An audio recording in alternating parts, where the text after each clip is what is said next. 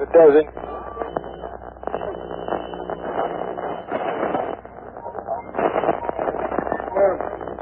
Two gay men took off their clothes, climbed a tree, and engaged in lewd sex acts for 4 hours in the tree before hundreds of onlookers.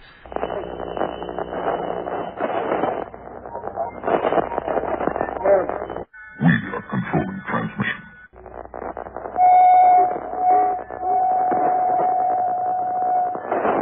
Vulva is what girls have down below. Your breasts grow firm and blossom under their canopy of fragrant silken skin. Feel your breasts swell. Feel them grow firm as they blossom to their natural limit. Feel the sensation. You are about to participate in a great adventure. You are about to experience the awe and mystery which reaches from the inner mind to KDK's Lunatic Fringe. All systems go. Prepare for countdown. 10, 9, 8, 7, 6, 5, 4, 3, 2, 1. Blast off to adventure in the amazing year 400 million.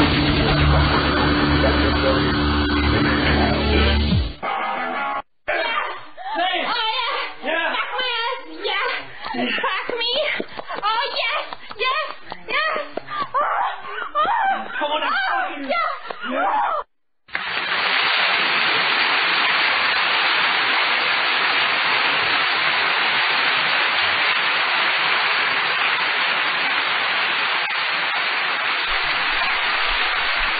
Hello everyone, and welcome to the worst KDK's Lunatic Fringe you're ever going to hear. Because tonight, I'm announcing right off the bat, I'm not doing live prank calls tonight.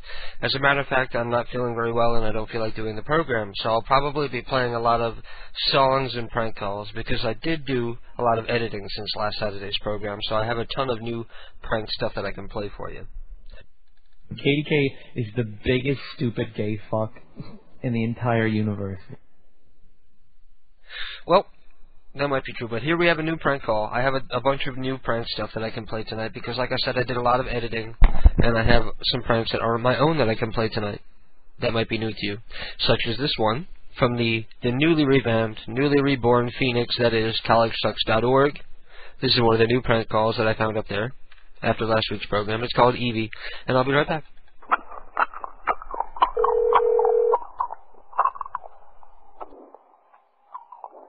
Hello? Hey, Evie, what's up? Hello? Hello? Evie? Evie is not here. Oh, who's this? This is her husband. Oh, whoops. Sorry about that. Who called him? Oh, this is Tim. Tim? Yeah. Tim who?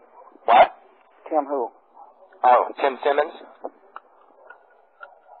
Why, what are we all doing tonight? Beg pardon?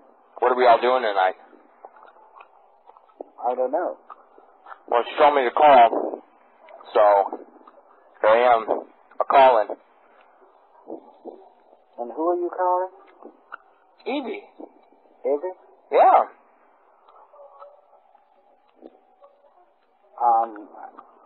I'm lost. I didn't know about it. Oh, really? She didn't tell you, or? No. Huh. Well, we kind of made the lay plans, so I figured we'd be by there about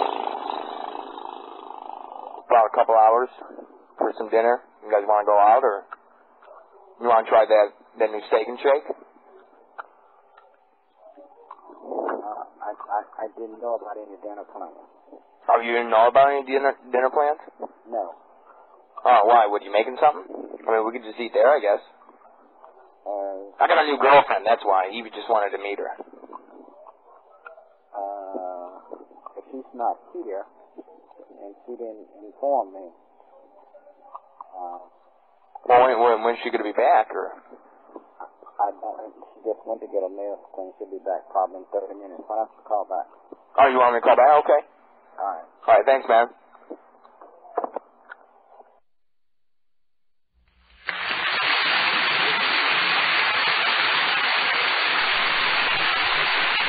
Thank you, Zachary B, for that new prank call, and thank you for giving collegesucks.org back to us. Pardon me while I move my mic around a little. Even though College Sucks apparently forgot what I said, the reason I'm not streaming Wild Bunch is because they changed their password and they didn't tell me about it. So they either forgot about me or they did it purposely to boot me out.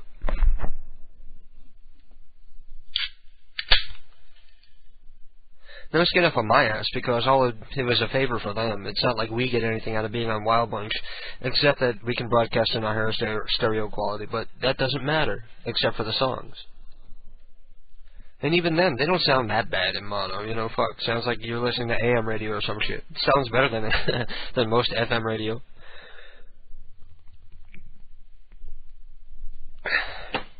And I decided to drink a beer, and maybe that'll make me feel better. And who knows, maybe I'll... I'm not going to do prank calls tonight. It's just not in me. Any prank caller knows what I'm going through, because every once in a while you just get in a rut, and it's not even like you're in a bad mood or feeling bad or feeling down. You just...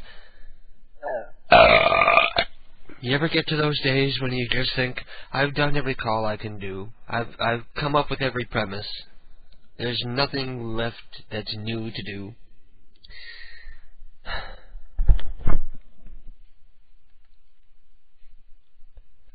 I'm gonna so tell him why he's no good.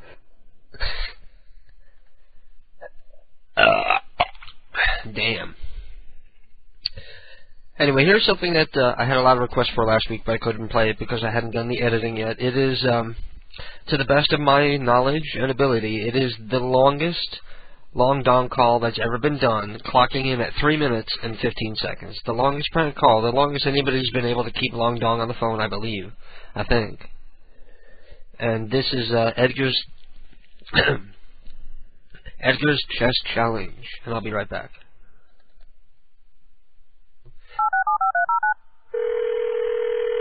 Hello? Hello.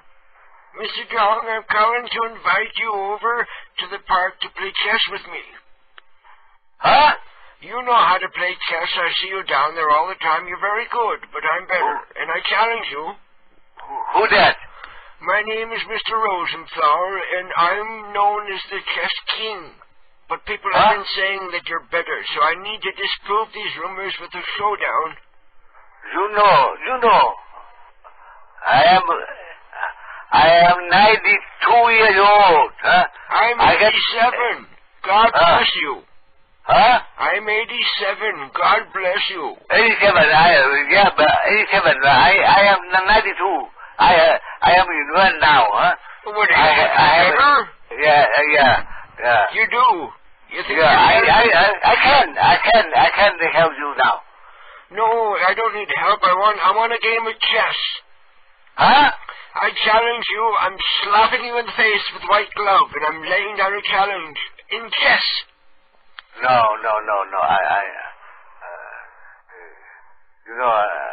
I'm very busy now. You're not busy now. You're not doing it. Yeah, I get the busy line now. I got the chess. I'll bring the chess set over. It's the old... I have no cash now. No, I don't want to play for money. I'm playing for bragging rights. Oh, yeah, but I don't know. You know chess? No. You don't know... Because you don't... Today is Saturday. It's Saturday, yes. We get to drink. It's Saturday. How to get cash down, huh? Where I go to get cash to help you now. Why? I have no any money. No, we don't want money. We're playing for bragging rights. It's a gentleman's bet. Maybe if you feel better, I'll bet my teeth against your walker. No, it's very hard for me about hearing on phone. You know, I am deaf. Well, me too. I know. I got this big horn coming out of my ear. But maybe I'll come by tomorrow about noon and we play some chess. I'll have my wife make some cookies. And I'll bring a pot of tea. No. Okay, how about coffee? No. Ta-ta. Sorry. I can do anything. Well, don't... I'm very busy. I get busy right now. Don't bother me. Oh, well, okay. If you're going to be Sorry. that way, Yeah. I'm not going to talk to you down at the park anymore. Hang on, it's moving up slowly through my esophagus. God, I hate beer. I was just getting into a conversation in the chat room. About how disgusting beer is. Beer only differs. Different beers, like the cheapest beer in the world and the best beer in the world, only differ from 2 or 3 different varying degrees of grossness. At one spectrum, you would have something like Guinness and like Samuel Adams, and at the other spectrum, you would have like I don't know what's the worst beer you could drink. Peels, Old Milwaukee. I don't know. I'm drinking Bud Light now.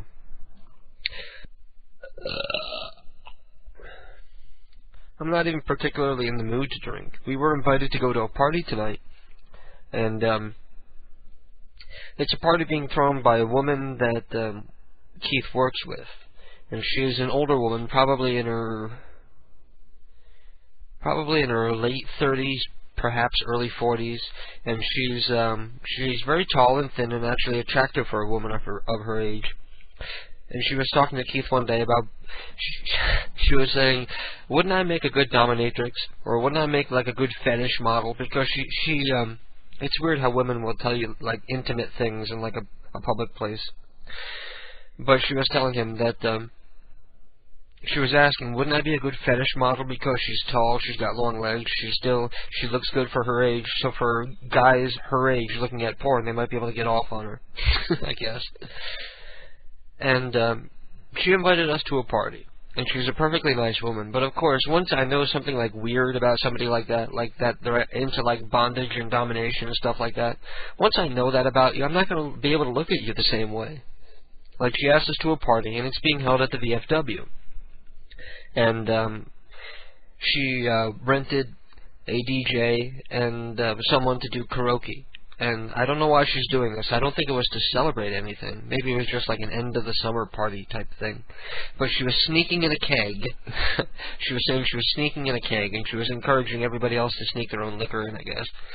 Because the reason why I don't want to go is because the VFW hall is like right next to the police department. So I'm not going to be able to drink.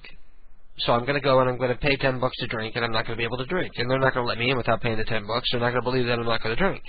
And Keith can't drink because he's on meds for a cold now. Keith has got a cold now that he's slowly giving to me.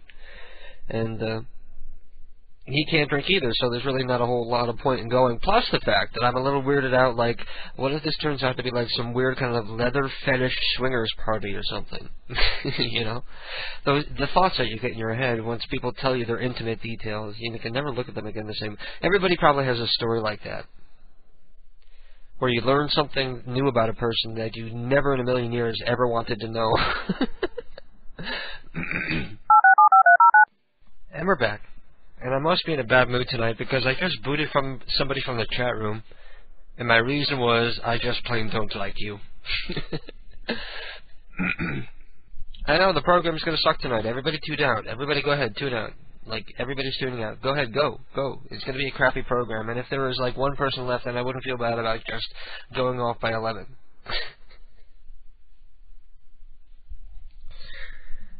Now I'm starting to get a headache, and I took an aspirin already, because I'm drinking beer number 2, and beer always gives me a fucking headache, especially if I drink it too fast. And the aspirin's not working fast enough to catch up with my beer headache.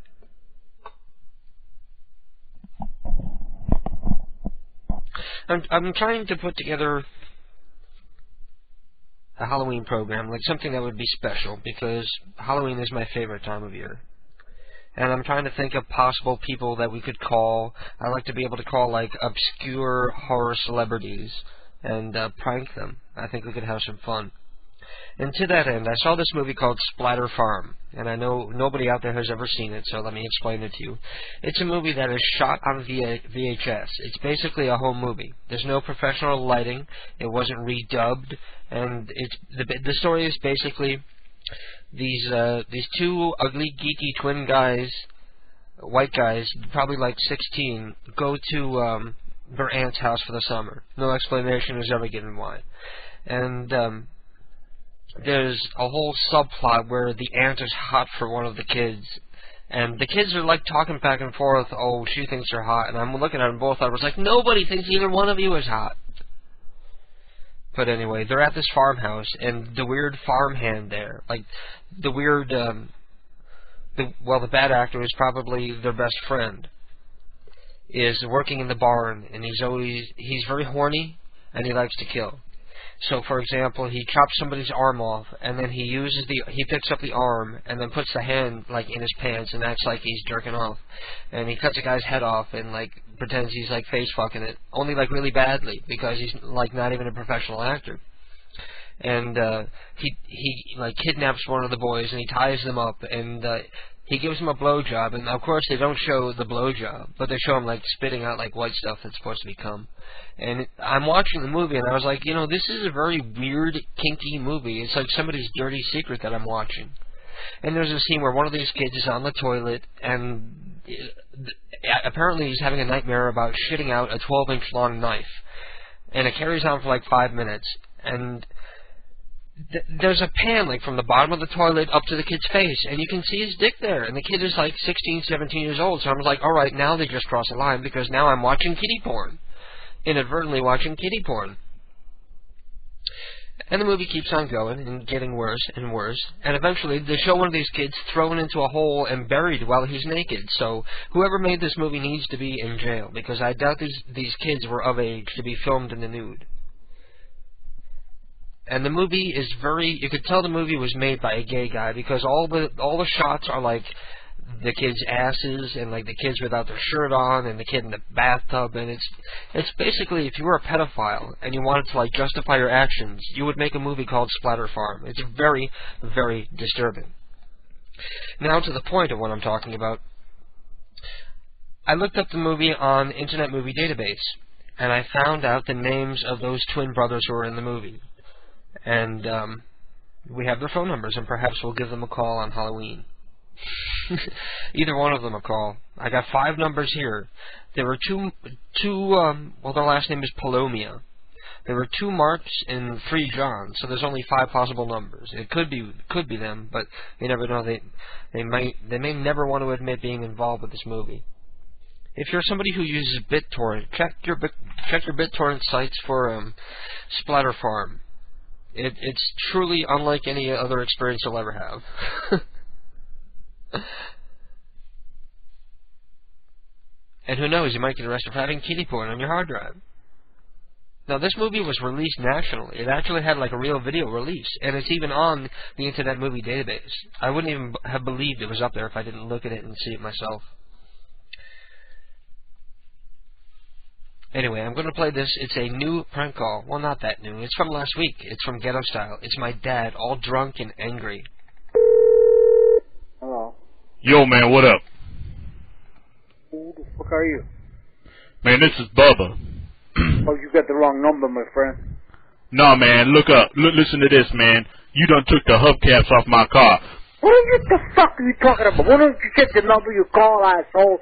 Who you call? Come back, bitch. Come back. Hey, dumb motherfucker, why don't you get your goddamn number you call? Who you make? Come back. Yo, man, wait up. Wait up, man. Wait up. I'm gonna have you arrested, you bastard. What the fuck is sick? Fuck you, asshole. Oh, you want to talk shit? Yo, man, look. Talking Jamaica. Yo, man, look. All you gotta do is get a hubcaps back. First of all, the hubcaps is old. The spinners are old. I don't want to hear them again. What, you gonna talk shit for about a minute and then hang up? He hung up. Got pissed, bro. And I listened to that, and I felt bad at first because I know my dad. I know him well. I know at the beginning of the call he sounds depressed. If you listen to him, he sounds down. Hello. Yo, man, what? You hear that? He's like, hello. He sounds glum. And then with the next line, I could tell that he's obviously like rip-roaring, shit-faced, falling down on the floor drunk. Like surprised he made it to the phone drunk. Oh. Who the fuck are you? Man, this is Bubba. Oh, you got the wrong number, my friend. See, he never uses the phrase "my friend" unless he's looking to start like a fight. Like when I used to live there and he was drinking, that would be his behavior when he was about to pick a fight with me and make me kick his ass. Nah, man, look up. Listen to this, man. You done took the hubcaps off my car. What the fuck are you talking about? Why don't you check the number you call, asshole? My dad used to pick fights with me, and I used to think, he told me once that he picked a fight with his dad once, and his dad beat his ass and threw him out of the house. And then he proceeded to run to the expo, the World's Fair that was happening in Montreal, Canada, because my dad's Canadian, as you can hear in his voice. And there he met my mom. So, like, he went from being thrown out of his house for starting a fist fight with his father to, like, meeting my mom at the World's Fair. What a wonderful relationship. It's sort of cool that I know that kind of history about, like, my parents meeting and stuff like that, though.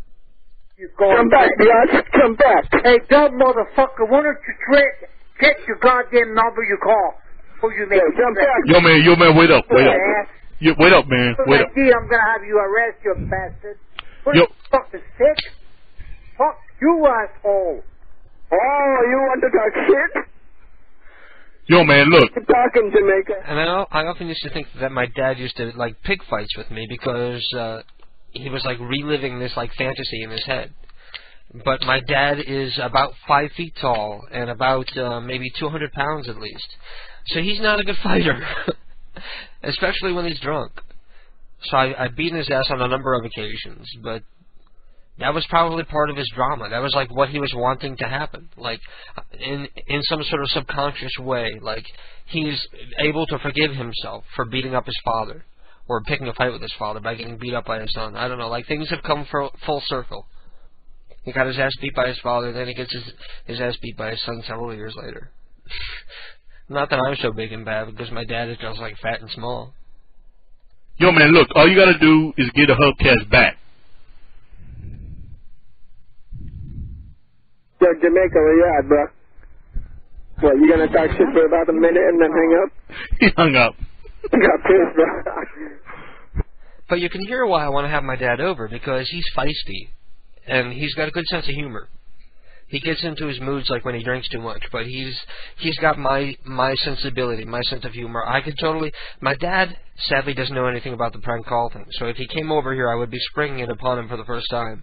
But I have no doubt that my dad would be, like, rolling, laughing hysterically. This is right up my dad's alley.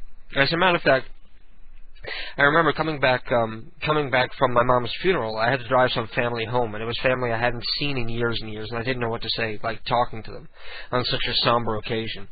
So I put in a Touchstone Terrorist CD, and everybody in the car is like laughing, and you know, everybody's happy. That's the way my family is. That was my weird Uncle Louie. It would be fun to prank him because he's got a really fucked up voice. He never learned English half as well as my dad even did. He's fucking funny. He once ran over himself. Like he got out of the car, like forgot to put it in park, and it like started rolling backwards, and it like rolled over his leg. Oh, that was funny. Good times, good times.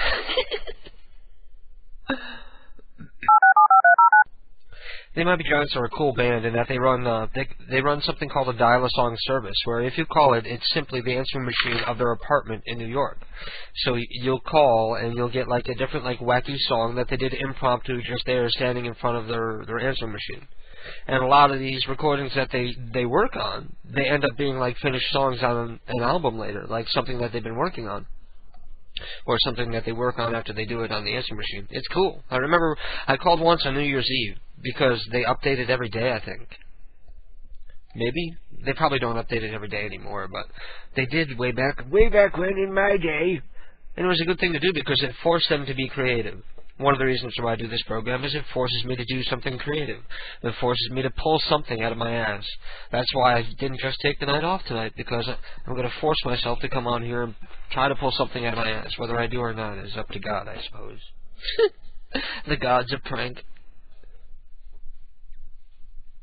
But anyway, I called up on a New Year's Eve once, and I was all drunk, and they were all drunk, and they were like, "You've reached Cappy Ernest Vidal of They Might Be Giants, toasting you. 24 hours a day, 7 million days a week, crashing, crushing, destroying. And call back tomorrow for a song." They were just all drunk and liquored up. But it was like, see, I remember every word, you know? It wasn't a song, but I remember every word. It wasn't what you would expect to hear, but I still remember. What the hell was my point anyway? Return my mind control device, or be destroyed. So eventually, at some point, because my dad is getting old, and he's very fat, and he has a horrible diet, I got to get him over here and introduce him to KDK, and I'd like to have him over. I think he would take it well. I think he would, at first, see, my dad doesn't know much, so if I showed him the website, he would think it was something that I spent a lot of money on, something that's costing me a lot of money. So first he would yell at me for spending money on it. And then he would ask me if I'm making any money off of it, because that's just my dad. But he would find it funny. He would be able to appreciate it. My dad, I remember my dad once, like, running around the house. And we had, like, 3 dogs in this little house. And the dogs were, like, following my dad around. Like, everywhere he went, they would, like, run up behind him and stand there. And he was running around the house. And my mom was, like, walking after him. And he was saying, "I'm hiding from the sheriff." Because they were both, like, liquored up. And even though it's because they were both drunk, it was cool that they were, like, my parents were bonding in a way like that. That they were, like, having childish games at their age. I don't know why I'm talking about my parents so much. You gay fuck has joined the chat room and gotten himself banned. See ya. Thank you. Thank you for calling. Cappy Ernest Vidal of They Might Be Giants. Toasting you for getting banned from my chat room. Victory is mine! You bastard. Anyway, let me play one of these new prank calls. This is from a couple of weeks ago where one of you guys was... You had, like... You kept just saying, like... I can't even remember the guy's name. But he's just saying, "Call my friend, call my friend, call my friend." And every time I look up, he's blinking again. And it's the same numbers as "call my friend." So he's pissing me off, so I made this call. Hello? Hello. I'm looking for Joey. Hang on a minute. I think he's downstairs. Okay. Hey, Joe? Are you Joe's father? Yes, I am. How are you doing tonight? Good. Who's this? I'm a friend of his from the internet. Oh, okay. He wanted to be on my radio show. Oh, okay. Oh, Joe. Oh. Some guy is not.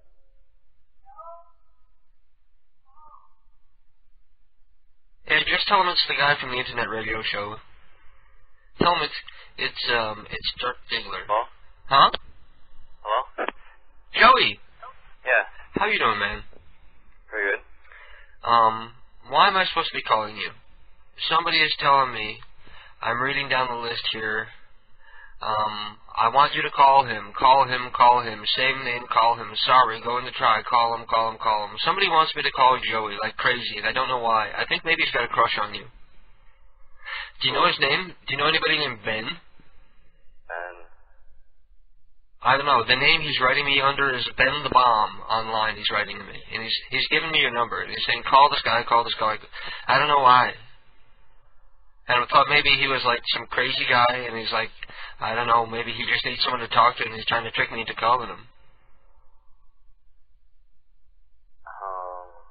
You know Ben? You know somebody who goes by Ben the Bomb or the Bomb or something? Mm-hmm. You do? Yeah. So why is he having me call you?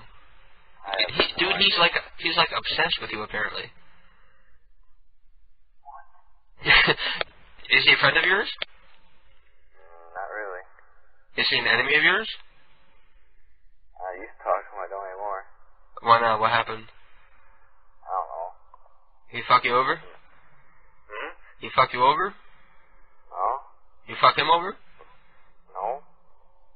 Well, how long has it been since you guys seen each other? He goes to my school. Obviously, you see each other every day, but you just don't talk to him because you think he's a dick. A little bit. It's okay. He's not listening. We're on internet radio, though. What? We're on internet radio. There's only like 50 people listening, so you got nothing to worry about. But he's listening to the show, and he's telling me, call him. And I was like, okay, you know what? You want to bother me so much? I'm going to call him and tell me that you told me to call him. He wanted me to prank call you. Oh. But he wasn't mean about it. He didn't tell me to be mean to you or anything. He just wanted me to call you. So he's been thinking about you. Maybe you guys got to patch things up. Nah. What did he do so bad? Did he steal your girl or something? No, I don't remember. Well, if you don't remember, isn't it time to forgive, really?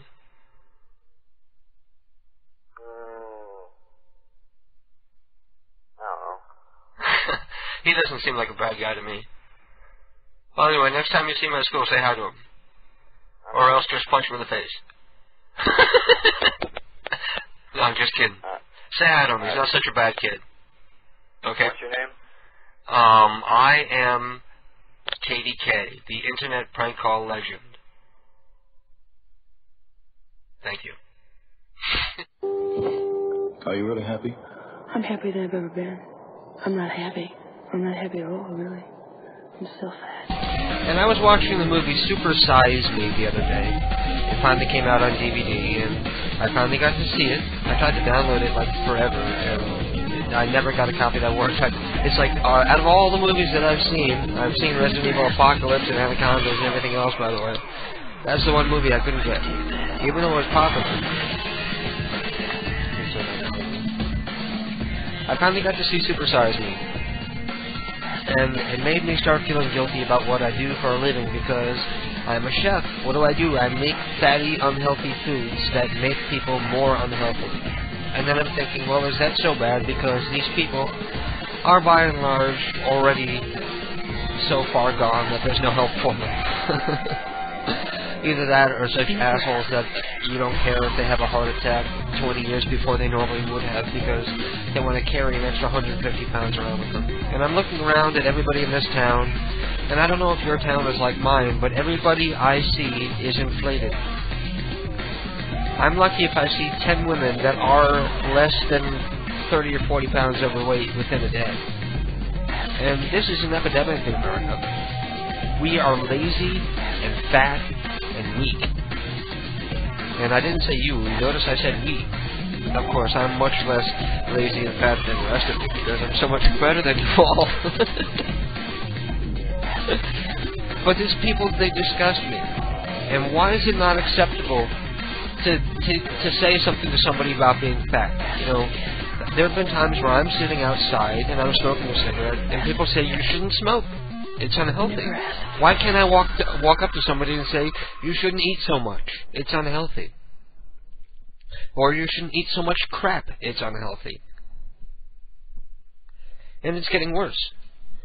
Because the modern generation, the modern mother, doesn't cook, doesn't know how. She knows how to put something that's reconstituted and prefabricated into the microwave. Perhaps she's on a level where she can boil something. She has no idea how to, like, make a meal. And when I was a kid, we ate out to eat, like, once a month. Now people do it 3 or 4 times a week. That food when you eat out is special food. It's treat food. It's food you're supposed to treat yourself with every once in a while, not because you're too lazy to make your fat ass something to eat. And I go to the supermarket, and I see the fat people, and they get in these mart carts. They walk from the car to the mart carts, and they're panting like a son of a bitch. Maybe 20 or 30 feet, and these people are about to drop dead and have a coronary. Because they walked across a quarter of a parking lot to get to a mart cart to wheel their big fat asses around the store. Well, mark me if I'm wrong, but if you're even considering using a mart cart rather than walk around a supermarket, perhaps it's time to force yourself to walk. And it's a medical epidemic in this country because these fat people have ankle problems and knee problems and back problems and hip problems and all sorts of internal problems, heart and gallbladder and kidney and liver. And we're going to end up paying for this. This next generation of fat kids obese kids are going to bankrupt Social Security when I'm supposed to be collecting. And I'll bet you I'll still be below 160 pounds when I'm that old. Because I will not allow myself to become a disgrace like that. Your body is a temple. I love fat religious people. Apparently they forget the parts about gluttony. And the part about your body being a temple. It's a big problem we have in this country. The problem is that... Well, I'm not going to take that.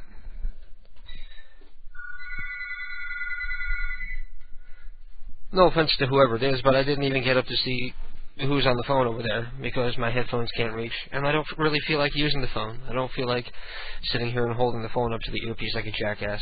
Anyway, I was making fun of fat people, so let me get back to the fat people. You always hear the fat people, they talk about, oh, you see the models on TV, and you see all the pretty thin women, and that's not a realistic ideal of what a woman is supposed to be. Bitch, that's exactly the realistic ideal of what a woman is supposed to be. The unrealistic ideal is what you are. What's unrealistic is that one human being can weigh as much as 2 or 3. If you're capable of going on a diet and losing the equivalent of another human being, you should just be killed. And used for food, maybe. No, it would be too fatty and gristly. Or it could be like veal because they never get any exercise. I'm going to take the phone off the hook. Hang on a second.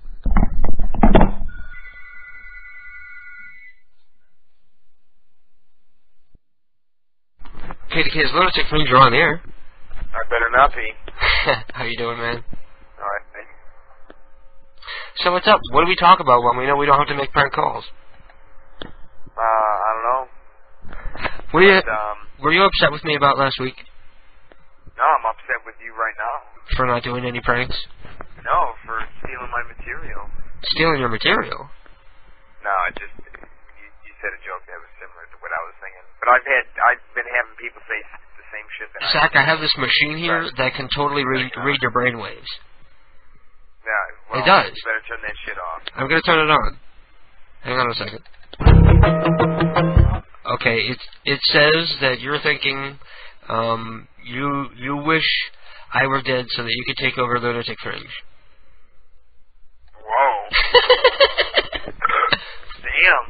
That thing digs deep. I was going to say, I haven't had that little fantasy in a long time. Yeah. Well, no, really, I mean, ideally, my goal is to steal Lunatic Fringe and just make fun of all the people who hate me. Aww. Is that what I do? What? I make fun of the people who hate me? No, just everyone at the Lunatic Fringe hates me. They don't hate you. Nobody hates you. We love you. Yeah. Where'd you get the Supersize Me from? I made that with Cool Edit. No, the Supersize. Where'd you get... From the DVD. The DVD. Yeah, I played the DVD and copied it with Cool Edit. No. Where did you get the DVD? From my friend Scott, who works at Blockbuster. Alright, from Blockbuster. They get them like a week or two before they're actually supposed to put them on the shelf, but all the employees take them home. Yeah. Oh no, we had that with Lord of the Rings.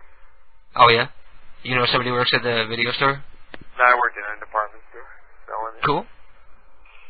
It works with games too. If you got a friend who works at the Walmart, you can get like games like earlier sometimes.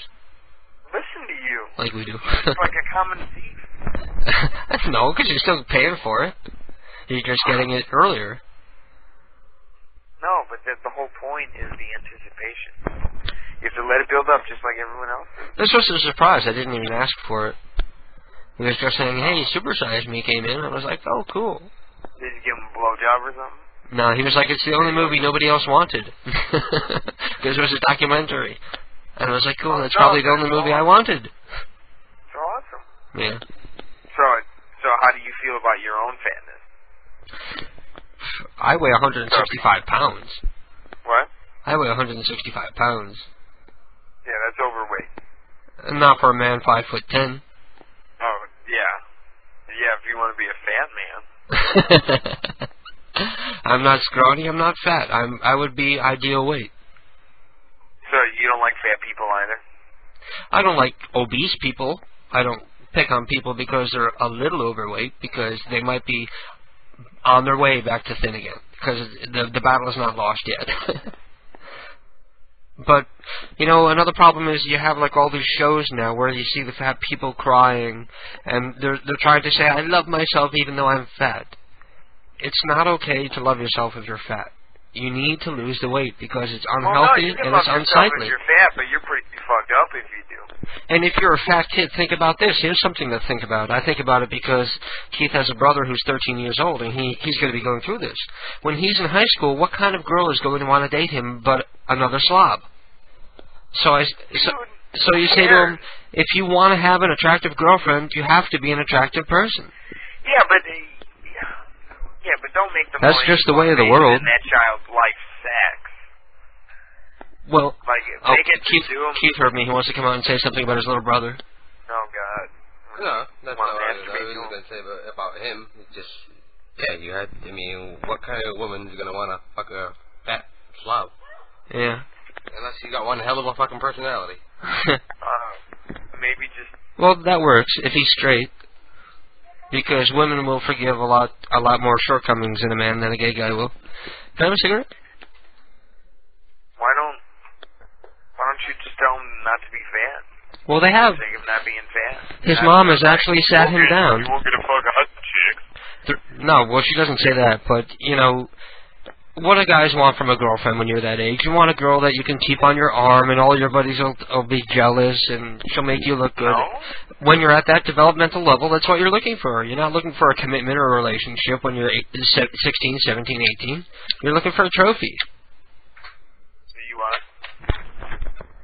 Huh? Man, I used some pretty shitty trophies then.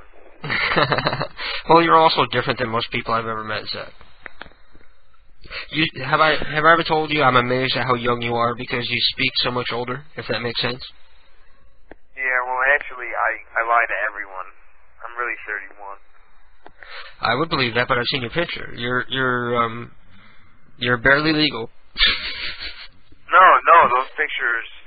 No, they're your grandson? That's actually... No, those are one of my fans. It's like a big joke that we got. Actually, Thurston is your real voice.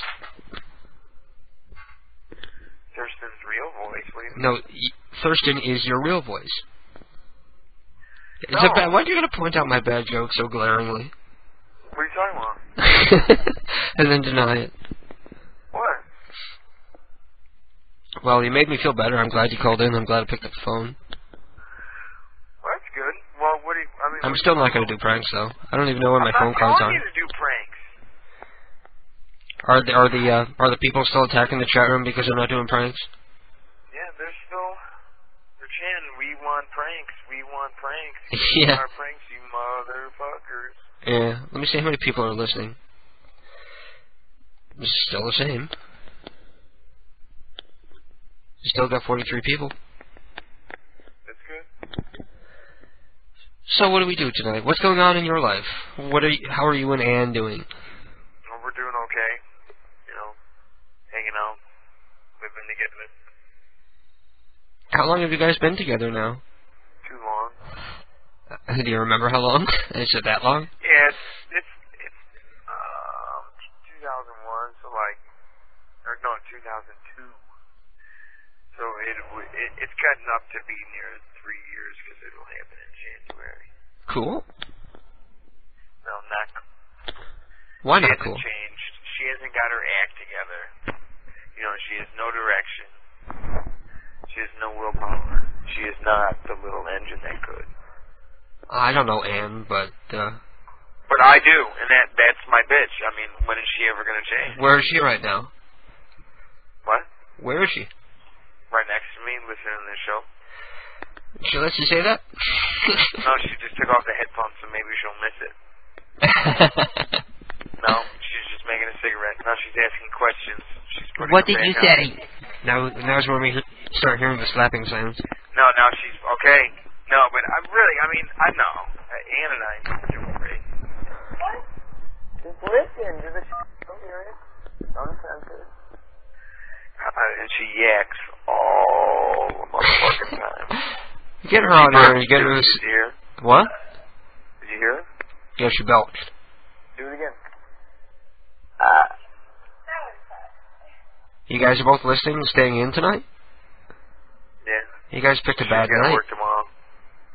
I promise the show normally isn't this sedate and boring. Normally I do some prank calls and some funny stuff happens.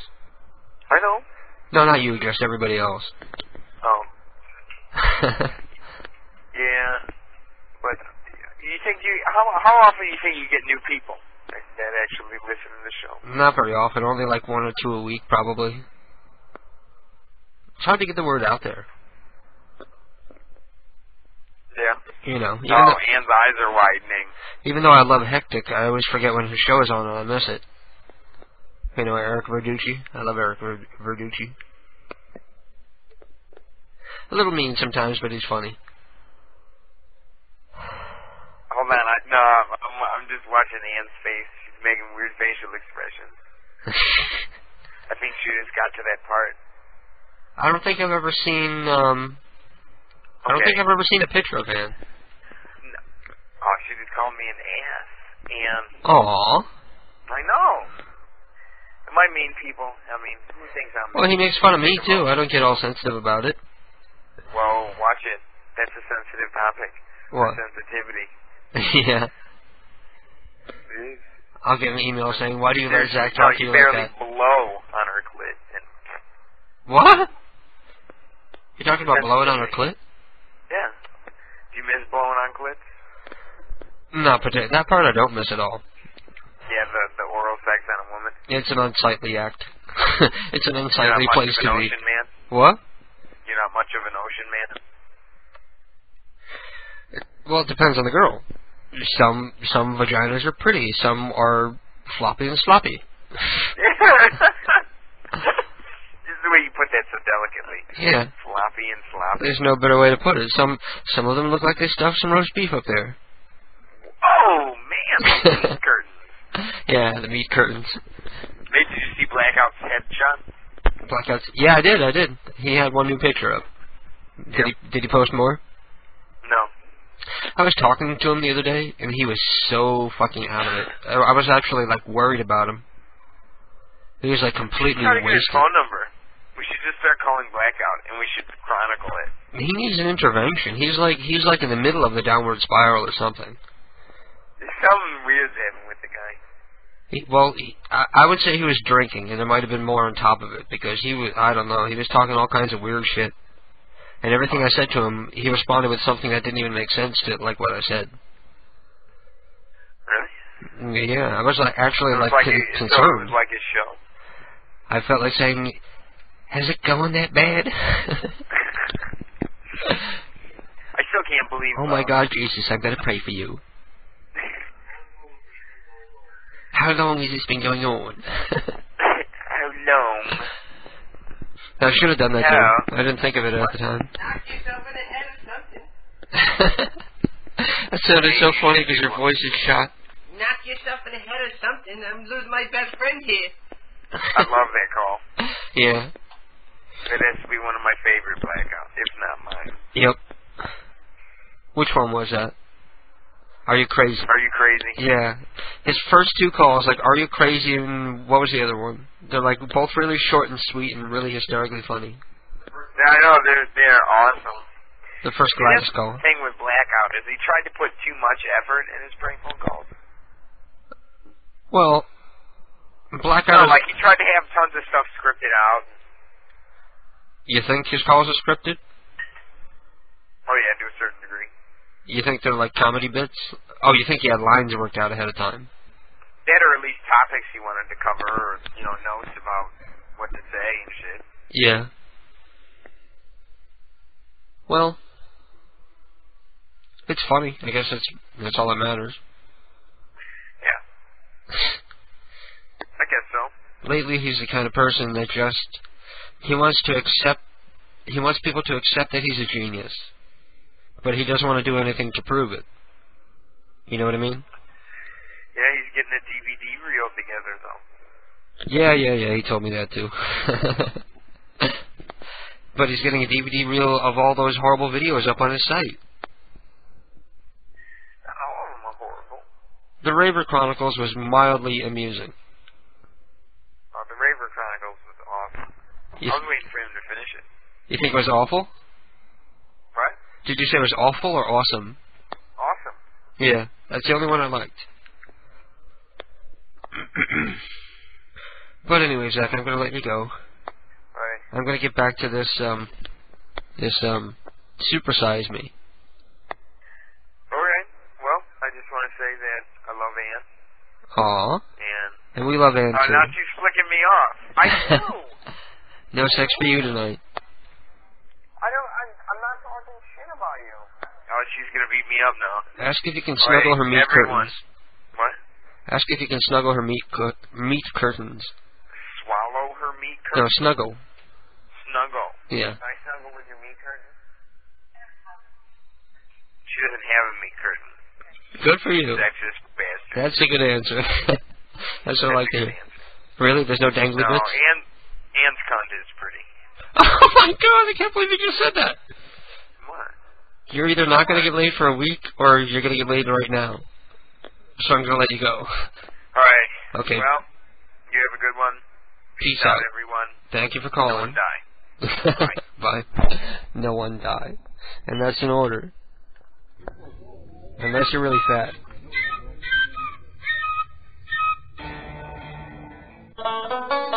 You son of a bitch! Are you? PCU, Prank Call Underground Radio.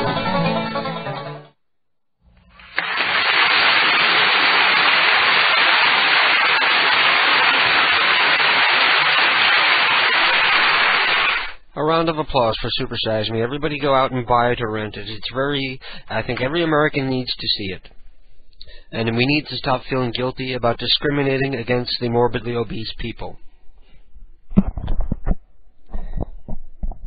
Just like we call Mary Hoover and we pick on her about her smoking because it's fun, but in the back of our minds we say, well, maybe she really will get paranoid enough to stop smoking. Well, it's the same theory with a fat person. Maybe you don't have to be mean about it. Maybe you don't have to walk up to somebody who's fat and say, fat ass. But you can walk up to somebody, just like they would if you were smoking a cigarette, and say, you know, you shouldn't be so heavy because it's very unhealthy. I don't think that ought to be socially unacceptable. I think that ought to be okay because it's not rude and it's factual. It's blunt and to the point. And, wow. The people who get mad about it are going to be these people who've accepted their fat, and they're like, I'm comfortable with my fat. I'm comfortable with the fact that I'm going to die 20 to 30 years earlier than I normally would have because I'm obese.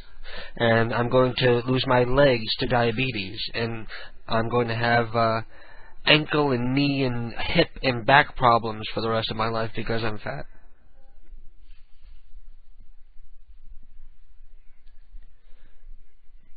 So stop eating. And be more responsible about what you eat. What'd you say? Away from the plate. Well, that's another problem, is portion control, is because we have more money, we can afford more.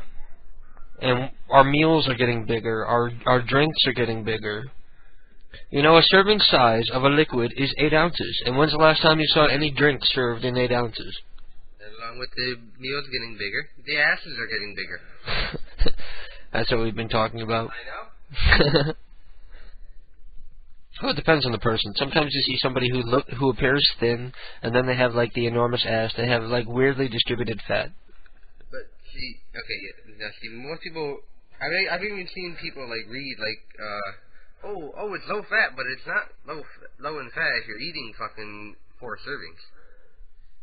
Well, if something is fat-free, it doesn't really matter that much how much of it you eat. Yeah, fat-free, but, like, you know, like stuff like low in fat. And that's another thing. All these people counting carbs, and they're exchanging muscle weight for fat weight, and they think they're getting thinner with the Atkins diet. The Atkins diet basically says, eat everything fatty. That way you gain fat, dense, hard-to-lose fat, rather than like the jiggly fat that your body would use right away as soon as you got exercise. Carbohydrates are stored as like the first burned fat, you know? When your body searches for reserves, it burns your carbs. The saturated fats are the ones that you have to worry about. Those are the ones that stick around. and they're hard to burn. You got to keep your temperature high and for an extended period of time to be able to lose them. What were you going to say? Well, just like portion control, like you said, like just you don't have to eat until you're full. You can just eat until you're satisfied. Another thing is that your stomach gets stretched out. Because if you're the type of person who's used to gorging yourself, your body gets used to being gorged, and if you eat less, you'll feel hungry. You need to learn to ignore those feelings because that's perfectly normal. Yeah. There's no reason to eat until you can't eat. Or you can pig out on salad. Have a huge salad with a ton of fat-free salad dressing. Yeah. Virtually everything that you could possibly want to eat in the world today is available fat-free or low-fat. Lasagna, meatballs, bologna, anything you could want. Hot dogs. You can buy fat-free hot dogs.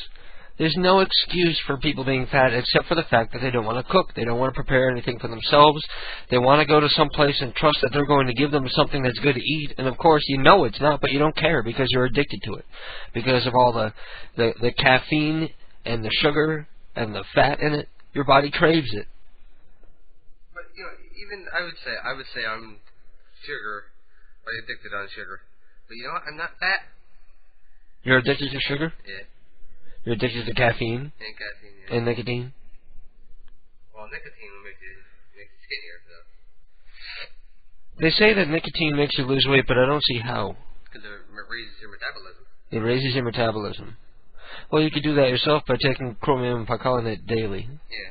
Chromium picolinate is a mineral that seems to regulate your metabolism. So that if you were to take it steadily and get more exercise, your metabolism would raise to a higher level and stay that way. Well, that's until you stop taking it. If you're obviously if you don't do any like Kevin, K-Dog, of KDK. Yeah. He's fat, and like I was trying to tell him one day that it would help to get a job where he has to actually do some exercise. Yeah. Not running his mouth. Yeah, it would help.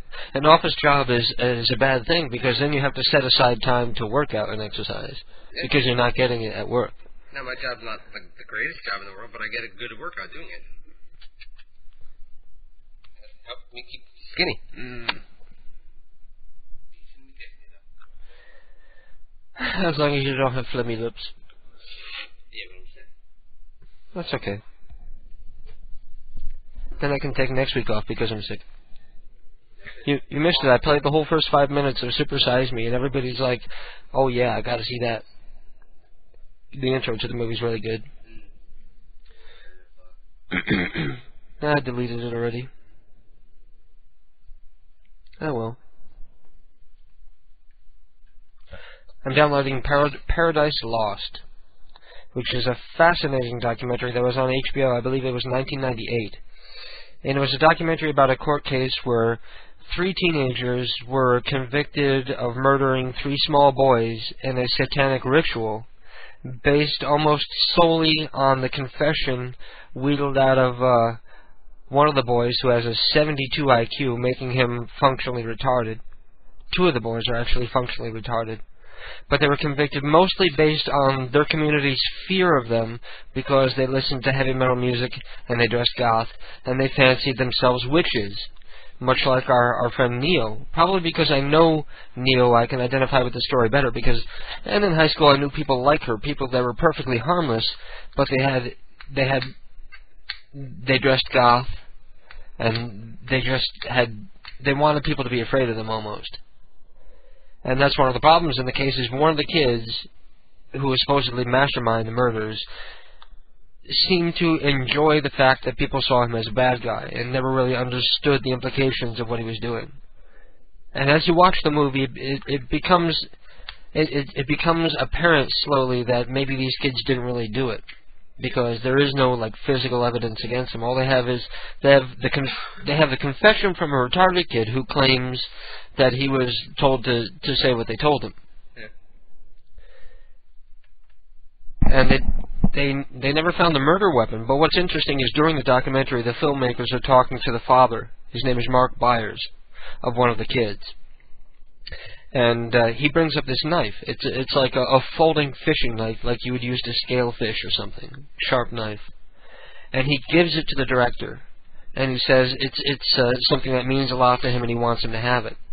So just for shits and giggles, they take the knife and they have it tested, just to see what's on it, the DNA, and they find traces of one of the murdered boy's blood. And he simply explains it away by saying, yes, it was his knife, and he must have cut himself with it. But when you watch the guy, and you observe his behavior, you know, there's a lot more to solving crime than just looking at the evidence. You can look at the people involved, and you get a vibe, you get a feel, you get body language off them. Paradise Lost is a very disturbing movie in the fact that you're looking at the guy who really did the murders while these kids are most likely in jail innocent. And I was watching the sequel before the program. The sequel came out like 5 years later, like a follow-up to the original story. 2 of the boys are in life. They're in prison for life plus 40 years, and one of the kids is on death row at the point that this movie begins. And I won't spoil it for you. But they're showing the criminal history of Mark Byers. And shortly after the first Paradise Lost was released, like 2 years afterwards, his wife dies under mysterious circumstances, and he's suspected of murder. It's very interesting. Everybody out there needs to either go rent it or download it. Paradise Lost, Parts 1 and 2, but watch them in order because you don't want to see the end of Part 2 before you watch the whole thing. Oh, that's so cute. Yeah, Julian just like caught a bug between his paws in midair. Now he's just looking at it on the ground where it's like crippled and can't fly anymore. What was it, a gnat? Mosquito? One of those little gnats? I love how a cat will like try to play with a bug. They won't like want to eat it or kill it. They'll accidentally kill it while they're playing with it. Like those kids in Manhattan. Did you read about that? Yeah. 2 3-year-old boys murdered another 7-year-old boy who was in a playpen. 7-month-old. Isn't that what I said? No. 2 3-year-old boys murdered a 7-month-old boy by throwing toys into his playpen until they crushed him and smothered him to death while he was in daycare. And the woman who was supposedly running the daycare, apparently the only person on duty at the time because there's only 3 children there, was downstairs trying to hold off the health inspector from shutting her down. And she was claiming that the room that the children were in was the room for her son and his friends, so the guy wasn't allowed to go in there because they weren't part of the business, I guess. So if the guy had, like... First of all, the guy had the authority to go in there and look anyway, but he didn't know that he did because he didn't know his job. So he's fired now. But if that guy had known what he was doing and gone into the room and seen what was happening, he might have been able to prevent this boy's death. So this woman's probably going to be held on negligent homicide charges. And the guy already lost his job. He might be up on some kind of legal charges eventually. But it's just a disgusting story. The kid was probably crying in the playpen, and the kids are trying to shut him up. They're 3 years old. They don't know any better, so they're just grabbing all the toys and throwing them in the playpen. That's a horrible story. I shouldn't have brought that up. I gotta play something to lighten the mood now. Now that I just bummed everybody out with like such a creepy story like that. This'll cheer everybody up.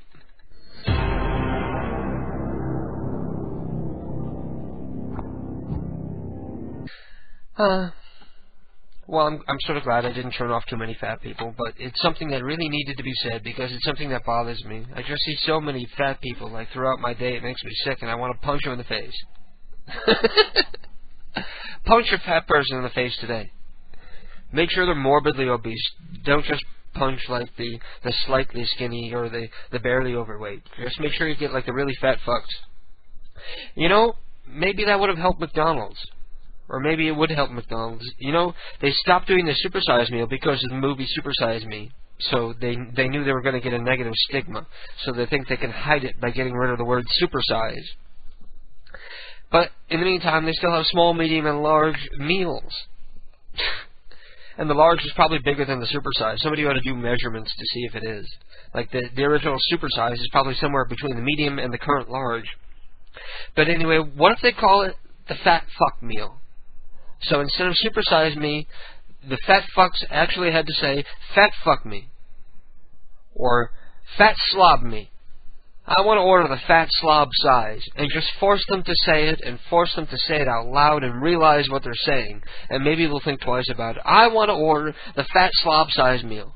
I noticed they also have like the fat kids meal nowadays. They have like the larger kids meal for like to help upkeep the morbidly obese children and teens nowadays. Anyway, I have another email here from Comedic Mind. Hello, KDK. I listen to your radio show every day. That's bizarre because it's only on once a week. I was wondering if you could please host these calls for me. If you do host you can just put comedy as the banner. I go by that. B-U-Y. If you have further questions, my aim is comedy. And something more that I won't say. Thank you. I finally got Gmail, woot.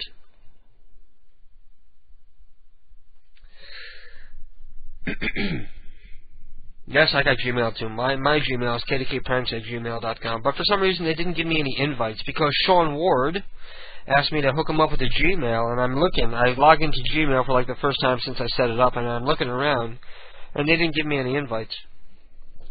Probably because I was an invite of an invite of an invite, and you probably lose like a couple like through every tier as it goes down, so they can control how many people are using, because people who are using Gmail now are pretty much just participating in a free beta test, really. It appears to be working pretty well. Anyway, Comedic Mind has 2 files here, which have already been virus scanned, so I guess I can download them. And we can take a listen right now. This is sort of spontaneous, that I would check my email and somebody has sent me a prank, and I would consider playing it like right here and now before I even hear it. Sucks if it sucks, I guess.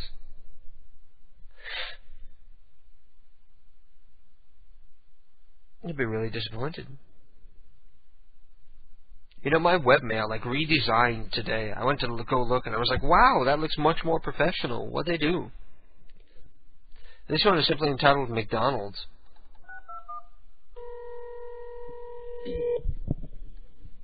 Oh, God, hi. Oh, fuck. It's gonna be a Saw ripoff.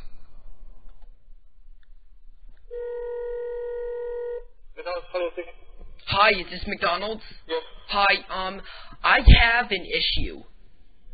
Okay, I came in there about a day ago, and I ordered a burger. What kind of burger was that? It was a Big Mac. A Big Mac? Yeah, and it was very cold, and I was so frustrated and mad, I went home and I beat my dog. Okay. And now, my dog needs surgery, and I want you guys to pay for the bill. Because if you guys didn't give me a cold burger, I wouldn't have gone mad. Okay. So, are you going to pay or what? It's $300. Okay, what's your telephone number? Why do you need my number? Because I give it to our supervisor. Oh, it's 453. 453? On that note, while I hear him, like, about to give out somebody's phone number, here's an update from Sean Ward from the chat room. When I was young, I used to like fucking fat girls because of the delightful bounce, but I could never go down on them because they always cause a PU from me. Oh, man. Anyway, back to the other half of this phone number that this kid didn't edit out, and the rest of this prank call. 269. And my last name is Hunt. It's Hunt. Hello. What the fuck? Hello? Hi. Why are you hanging up on me, sir? I'm not hanging up on you. Okay. Do you have my name? Hello? Hi. Hi, who's that? My name is Mike. Uh-huh. Okay, I have an issue. Uh-huh. Hi, are you there? Hello? Uh-huh. Hi, I have an issue. Okay. I came in there about a day ago, and I just told that young man, I came in there about a day ago and I ordered a Big Mac, Uh-huh. and it was very cold, and I was so mad, I went home, and I beat my dog, and now my dog needs surgery, and I want you guys to pay for the surgery, because if you guys didn't give me a cold burger, I wouldn't have gotten mad. Oh, okay. What's your name, sir? Okay, my name is Claudia. Oh, Claudia, you sound very attractive. Okay. How old are you? 16. Oh, God, do you like older men? Huh? Do you, nothing. So, are you gonna pay or what? What are you gonna do? Hold on.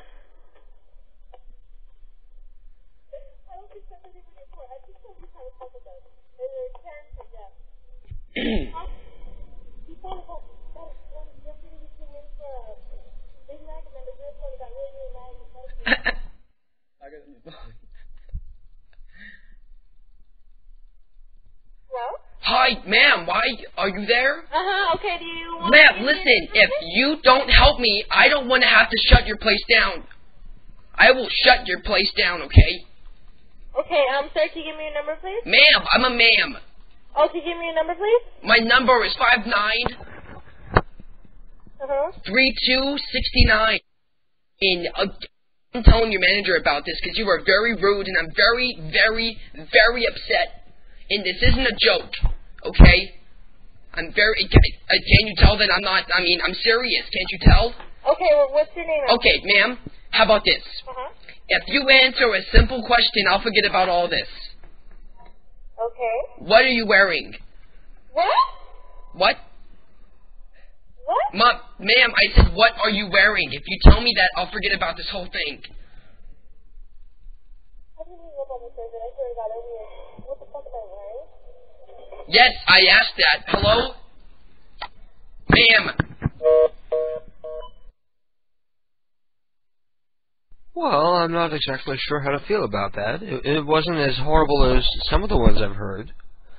But again, it's somebody who's using their perceived experience that they think they have from all the prank calls that they've heard and trying to mimic somebody else, which is never a good idea. But it wasn't horrible. And let me close my webmail out. There is another... I'm going to save this first. There's another prank call from the guy who just did that one that's... it's also in the same email, so I want to download that one. And I probably won't listen to it tonight. Maybe I'll save it for another night. But, my thinking is you can't be a prank caller named Comedy. It's, like, sort of funny, but I don't think it'll work. You can't just, like, call yourself Comedy. It's like if I called myself, like, Humor. Humor prank calls. Comedy prank call. See, it just doesn't work. I'm going to have to tell him he's got to come up with a different name. And then I feel bad for saying to him I don't like that name. Because who am I to say I don't like that name? But I'm right, Okay, now I got that one and I'll listen to it later. Not right now. Pilot says, I wonder how many beers KDK is up to. Let me see what I'm looking at here. I am on beer number 5. No, beer number 4. I'm drinking slowly tonight. I'm going to check my private messages. We have a bunch of phone numbers coming in from Mr. Peepers. Sorry, Mr. Peepers. You didn't know before the program. I didn't know before the program. Until shortly before the program. That I didn't feel like doing prank calls tonight. So save those ideas and send them back to me next week. And we'll have some fun then. And Raw Milk, Ryan from the chat room says, are you okay? You seem awfully bitter and depressed, and you're all gooey. And I shan't play with you again until you've had a wash. I'm fine. I'm not in a bad mood. It's not like I'm not doing pranks because I'm in a bad mood because I don't feel like it. It's just like, I don't know, maybe I feel apathetic. No, because I feel slightly happy. I'm a step above apathy. I'm slightly happy. Prince C says, hey DK, hey DK. I can't even say my own name now. Maybe I ought to stop at beer number 5. Hey KDK, you're not making any pranks. Prince C, no, I'm not doing prank calls tonight. Sean Ward gives me his phone number, and he says he wants an invite to Gmail, which I believe Nose has already hooked him up with. So thank you for that, Nose. And Sean has given me his phone number here again. So maybe I'd like to talk to Sean so he can say what this whole Queen Street thing is about. The whole bitter Queen Street rivalry. You know, why don't you just walk up to the guy and kick over his zines? Kick sand on his zines.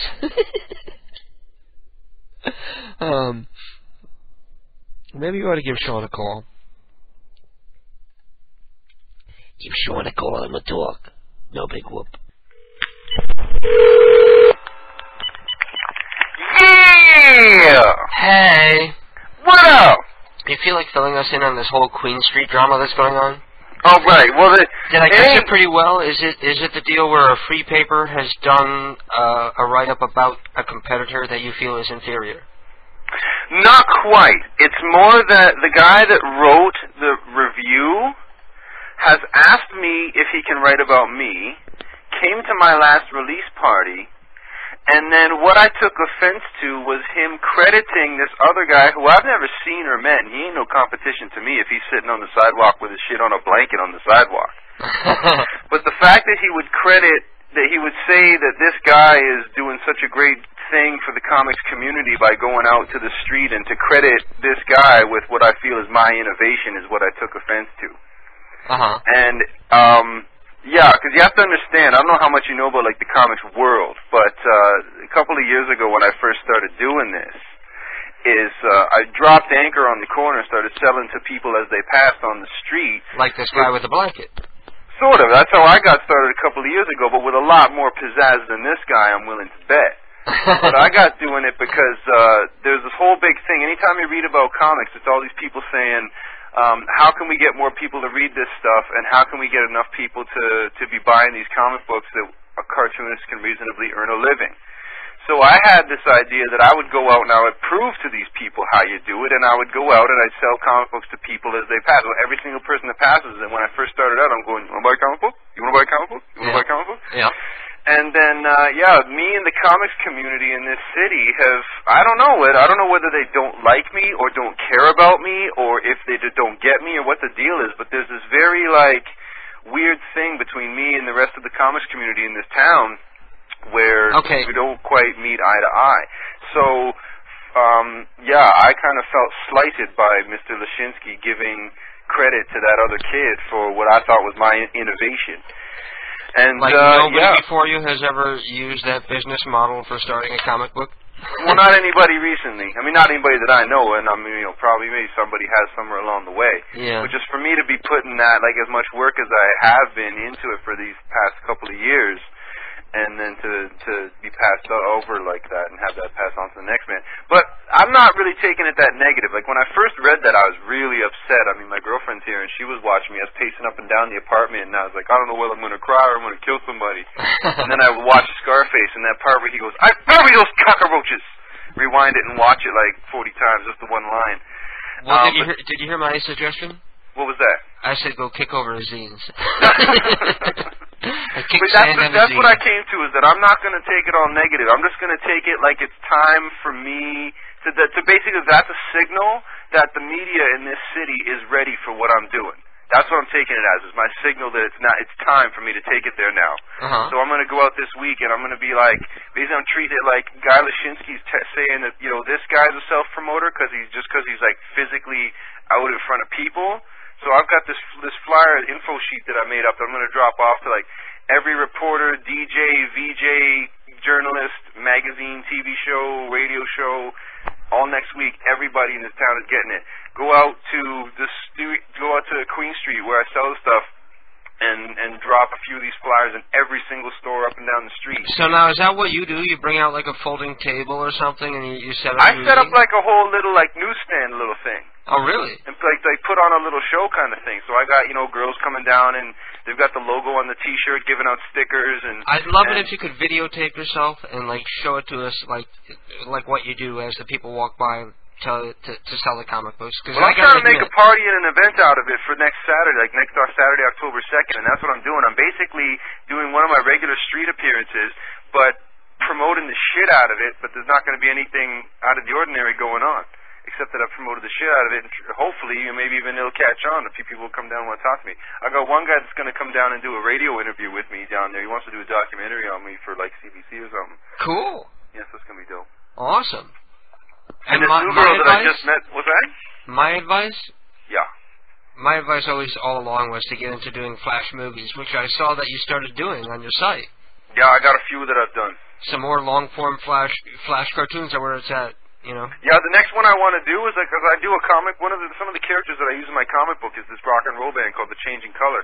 So the next thing that I want to do is, I don't know if I ever mentioned this to you, but I used to sing in a band called the Crawling King Snakes last year. Uh-huh. So what I want to do is take one of the songs that I did with those guys, and I won't even tell them that I'm doing it, but basically take one of the songs that I did with those guys and use that as the song that is being performed by this band called The Changing Color and make a flash music video out of it. Awesome. That's the next one I want to do. Awesome. Yeah. You know, come up with a character that hits with people, and you know you'll be getting like millions of hits a day, and your advertising will pay for you. You won't have to work anymore. Word up.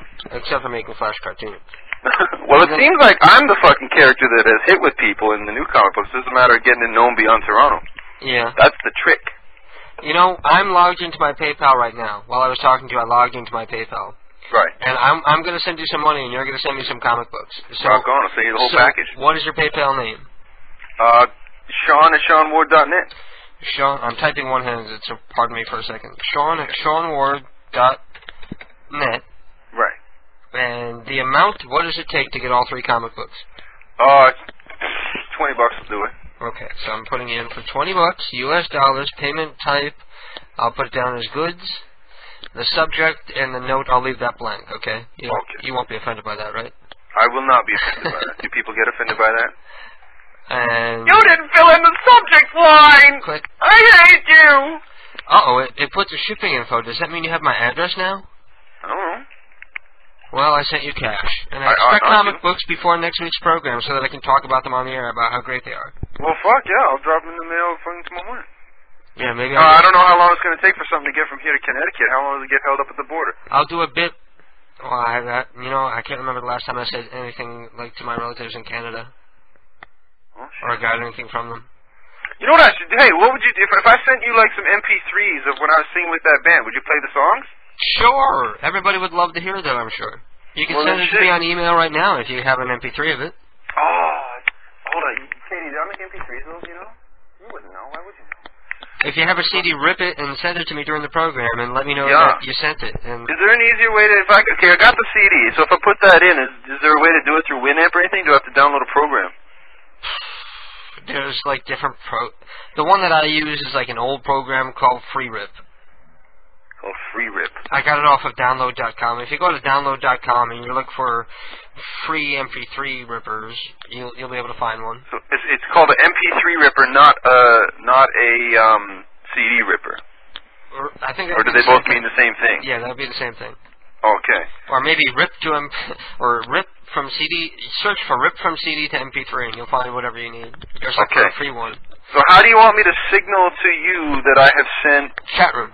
Okay, so the chat room's fine. I'm going to close out your window in the chat room, so when you pop up again, I'll know that you have news. Rock on. Okay, cool. So I will, after this call has ceased, I will try to get those CD songs into MP3. That'd be cool. And then you can... I'm all excited about my Sean Ward. You're going to autograph them for me, right? Oh, hell yeah. I'll do it in silver marker. Cool. And all y'all people out there can order some shit. You send some fucking PayPal money to Sean at SeanWard.net, and I will send you a package that comes in the mail, and you can open it and be all like, ah! You never know. Like, next year, you could be like the guy who does, like, illwillpress.com and is, like, famous for doing, like, a kick-ass flash cartoon or something. Word up. Word up. Exactly. Or the guys from Happy Tree Friends or Homestar Runner or something. That could be you, buddy. Oh, yeah, I just discovered Homestar Runner the other day, and I was like, okay, if these fucking idiots can do it this big, then I got no problem. That's fucking funny. I love Homestar. I couldn't get down with the voice that they chose for that character. For Homestar? Homestar Runner! Come on. Because he's retarded. Oh. You didn't get it? No, I didn't see it. I didn't watch very many of the cartoons. I think I just, like, fucked around on the website. I think the only one with any kind of intelligence is probably Strong Bad. I was fascinated by the fact that they've got that elaborate online store, and like even if they're selling nothing, at least they're putting on a good show. Yeah, hell yeah. Yeah. All the toys and T-shirts and shit. Well, I would ask if you wanted to make a prank call, but I have no numbers. Oh. Unless you want to try... Were you listening earlier when I was talking about these kids that were in that horror movie? Kids that were in the horror movie, like that Paradise Lost that you were talking about? No, in the movie Splatter Farm. No, I didn't you hear didn't that. hear that part? I'll save that for Halloween anyway. I found some phone numbers for these kids that were in like a shot on video, edited on video, a home movie that was actually released nationwide. And did you get to see it? Oh yeah, I saw it. It How must was not have it? been that bad because I watched the whole thing. It wasn't as bad as a lot of Hollywood movies I've seen actually. Wow. That's saying something. They had like disturbing ideas. You know, like the guy like mouth fucking the skull and using the severed arm to jerk himself off. Oh, geez. Those are clever horror movie ideas, I guess. Yeah, I guess so. I've never been a horror movie aficionado, so I can't agree. I can neither agree nor disagree. Yeah. I saw the retarded horror movie today called 1111 The Gate. Is it new? Relatively new. It's a Newish? Canadian movie, actually. You ought to know it. It's a Canadian made-for-TV movie, I think, or something. What's it called? It's called 1111 The Gate. The Gate, yeah. The Gate. The world is supposed to end November 11th, 2011. I thought the world was supposed to end in, what was it, 1990? When did Terminator say the world was going to end? No, August 27th, like biblical propaganda and stuff. Oh, shit. Biblical, fuck. Yeah. According to the Bible, we're supposed to be dead 50 times already. Yeah. The next time we're supposed to be dead is 2011, as far as I know. Well, there's all that business. A lot of, I don't know how it is down there, but in Toronto, there's a lot of people, probably as potheads or whatever, that are all into this idea about the Mayan calendar ending in 2012. Well, that would be close. 2011. November 11th, 2011 is pretty close to 2012. My birthday's November 25th. That's no fair. I'll be so close to my birthday. The world can't end. At least, if it I did want to happen... get Teddy Ruxpin for my birthday. Yeah. I never had a Teddy Ruxpin as a child. You never did? Well, neither did I. I thought it'd be cool to get like a Teddy Ruxpin and have it play like Megadeth CDs or Megadeth tapes or something. I've seen it done. Remember Cricket, like the girl that talked? No. I was at like a bluegrass festival with my grandparents one time, and there's some trucker guys that had some little girl's cricket doll playing their country tapes. That's funny. So Cricket's mouth is moving along with the don-don-don-don-don-don-don-don. Yeah. It's good. I would make a video of just Teddy Ruxpin singing like the theme song to the show. To your show? Yeah. That'd be awesome. I Am Hell. You probably never heard the whole version. I gotta post it on the bulletin board one of these days. Did you ever call any of those, remember I sent you a bunch of numbers? It might have been a couple weeks ago even. I sent you a bunch of numbers of people whose names were like KDK and shit like that? No, I didn't call them. Oh, okay. Do you remember coming up with those numbers? I remember talking about it on the air, too. We'll have to do that one day. I called the KDK once where I was accusing her of running the website, and it was pretty funny. I think it's on one of the CDs. I'm going to be revamping the prank calls page so that it shows like the whole discography, because people seem to be getting confused about the way the page is set up. They don't understand that each one of those blocks of prank calls is like a couple songs from one of the CDs that we have. Wow. You know? Well, people are sometimes slow. Yeah. But we love them. All people. I'd love them more if they bought more CDs. Oh. I got an order from the guy from prankcallcentral.com. I think that's the site. Right. Don't know it. He just sells he's Ted is their biggest customer. Oh wow. All they sell is like prank call CDs from like everybody you can think of, including us. Even Willie P. Russell? Yeah, so he ordered more of our prank calls, and he ordered one that I don't make anymore. So I'm not like, well, maybe I should make it again just so I could take his money. That's what I would do. There was a best of CD that I did called, I think it was called Why Do You Do It? Yeah. And I don't sell it anymore, but I have like a copy of it that I could like duplicate. Shit. Yeah, I guess I will. You know, I'm wondering why would that be the one that sells more than the others when all that one is everything you can get off the site. People are weird that way. They want no what they accounting know. for people, man. Yeah. People want what's familiar, you know? People will surprise you. They look at all the titles and they recognize the ones that are on like the website and shit. So that's the one they buy. It doesn't make sense to me because you can just go to the website. Maybe they wanted the higher quality. Yeah. The ones on the site are pretty low quality. So I have gotten your PayPal thing, but I have still not gotten my Gmail invite. Does it take a while to process that thing? It could. Don't. Well, yeah, I'm asking you. Well, Nose told you to I am him. Yeah, he told me we've already spoken, and according to him, he's already sent it. So Well, I'm wondering where I can vouch for Nose and his the content of his character. He's a fine, upstanding young man. Good. He wouldn't screw you over. You'll get your invite sooner or later. Maybe that this is like they got to do it by in person or something, so they're not in until Monday or some shit like that. Well, I'm not too worried about it. Well, you got a Gmail. Now you got a gig. Word up. I just want to try it out because it's new and it's on the Vanguard. Now that's where I like to be, is on the Vanguard. It's good. At first, when somebody was telling me about it, I was like, well, what would I need a gig for? Then I'm thinking about it. There's a lot of times where people want to send me, like, large files. You know, they say, can you host my prank calls? And it's like this, like, 25, 30 megabyte file. And now they can send it. And as I understand it, it's not really about the fact that you get a gig as much as it's about the way that it archives the emails as conversations rather than as just a long list of when you got them. Yeah, that's cool, too. I found the CD where I sing. And I haven't gotten any spam. Well, good. I signed up for Gmail 2 or 3 weeks ago, and I logged in again the other day when I was answering your email, and I didn't have a single piece of junk mail in there. No spam. So Word up! But have you like spread that email address around anywhere? Not yet, but well, that's why. Well, you got these things that will just like email. They'll try emailing everything at gmail.com. You know. Yeah, I'm trying to hide my email address as best as possible these days.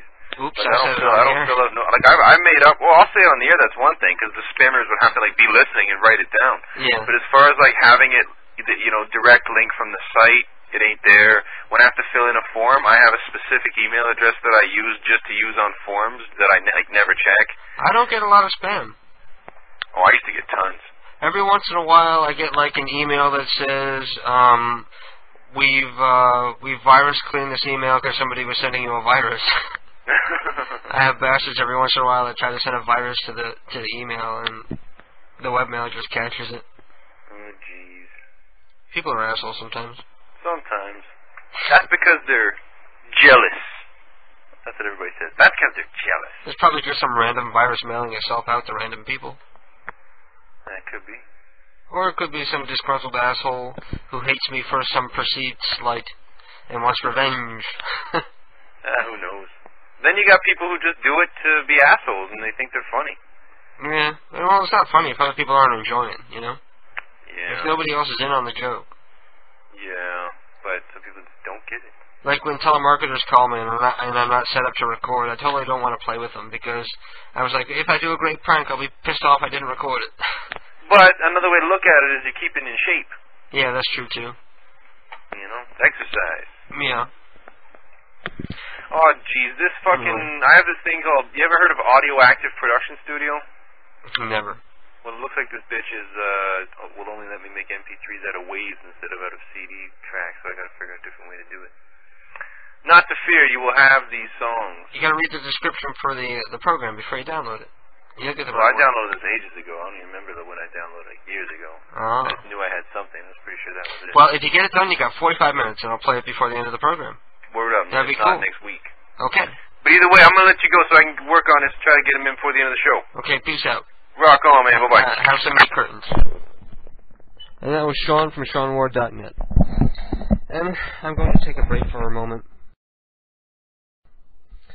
I can feel that I am starting to get sick because my voice is very scratchy. It's getting scratchy a lot more quickly than it normally would have.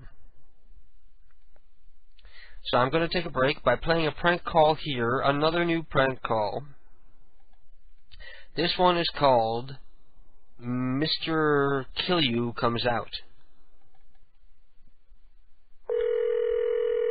Hello? Hey. Hi. I'm looking for Mr. Kill You. This Hello? is not a good... Yeah, this is not a good time to call. I'm sorry, are you having sex?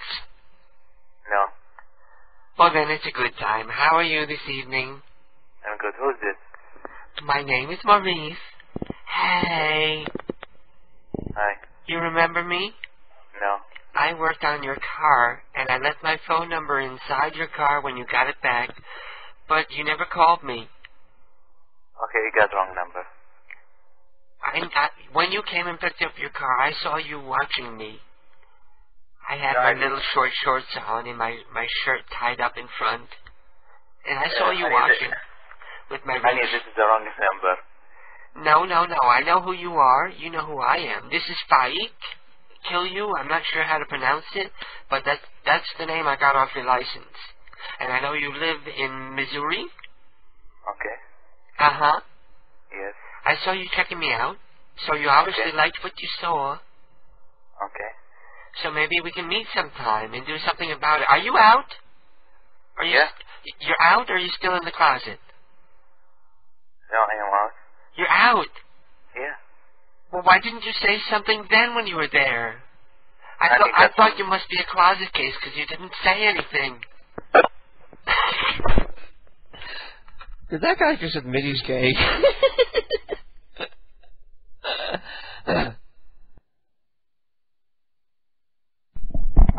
And I'm back. I walked to the bedroom in the interim to go bum a cigarette out of Keith. And suddenly it's very warm in here. When the hell does autumn start? I'm sick of summer.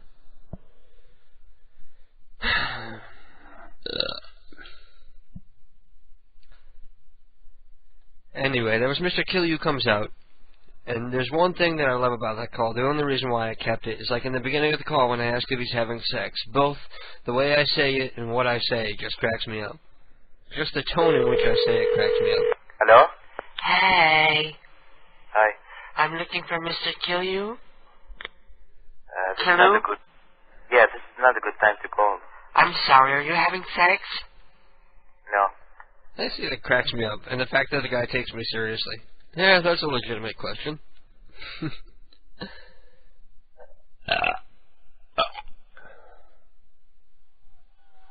I'll play that later. And I have a new Sean Ward prank call. A lot of new stuff up at the site this past week, actually. I've been a very busy beaver. Perhaps I burned myself out. Between last Saturday and this Saturday, I edited 3 episodes of KDK's Lunatic Fringe. So there's 3 brand new episodes up in those archives. So feel free to go to kdkprankcalls.com and click on the link for Lunatic Fringe and listen to the archives in there. You can listen to the old shows, and to be honest with you, the old shows are probably better because I cut out the parts where I'm dialing, and if I tend to ramble on and not make a point or say something excessively mean. There was one episode from 2 weeks ago where I had to do some heavy editing, like word-by-word editing.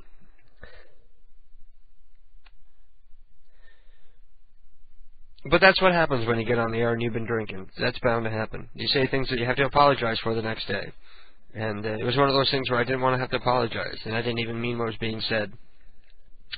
Don't be saying that. It's not that I want people to fear me. I just want them to know to respect me and to not think I'm a poor little innocent loner that's at the school. Yeah, I'm into witchcraft and Wicca, not satanic worshipping. And if you want to call it goth, as what I dress like, then go ahead. But I don't want people to fear me. I want them to respect me. There's a difference. Well, you could respect them because you're so honest and clean cut and you do so well in school. That would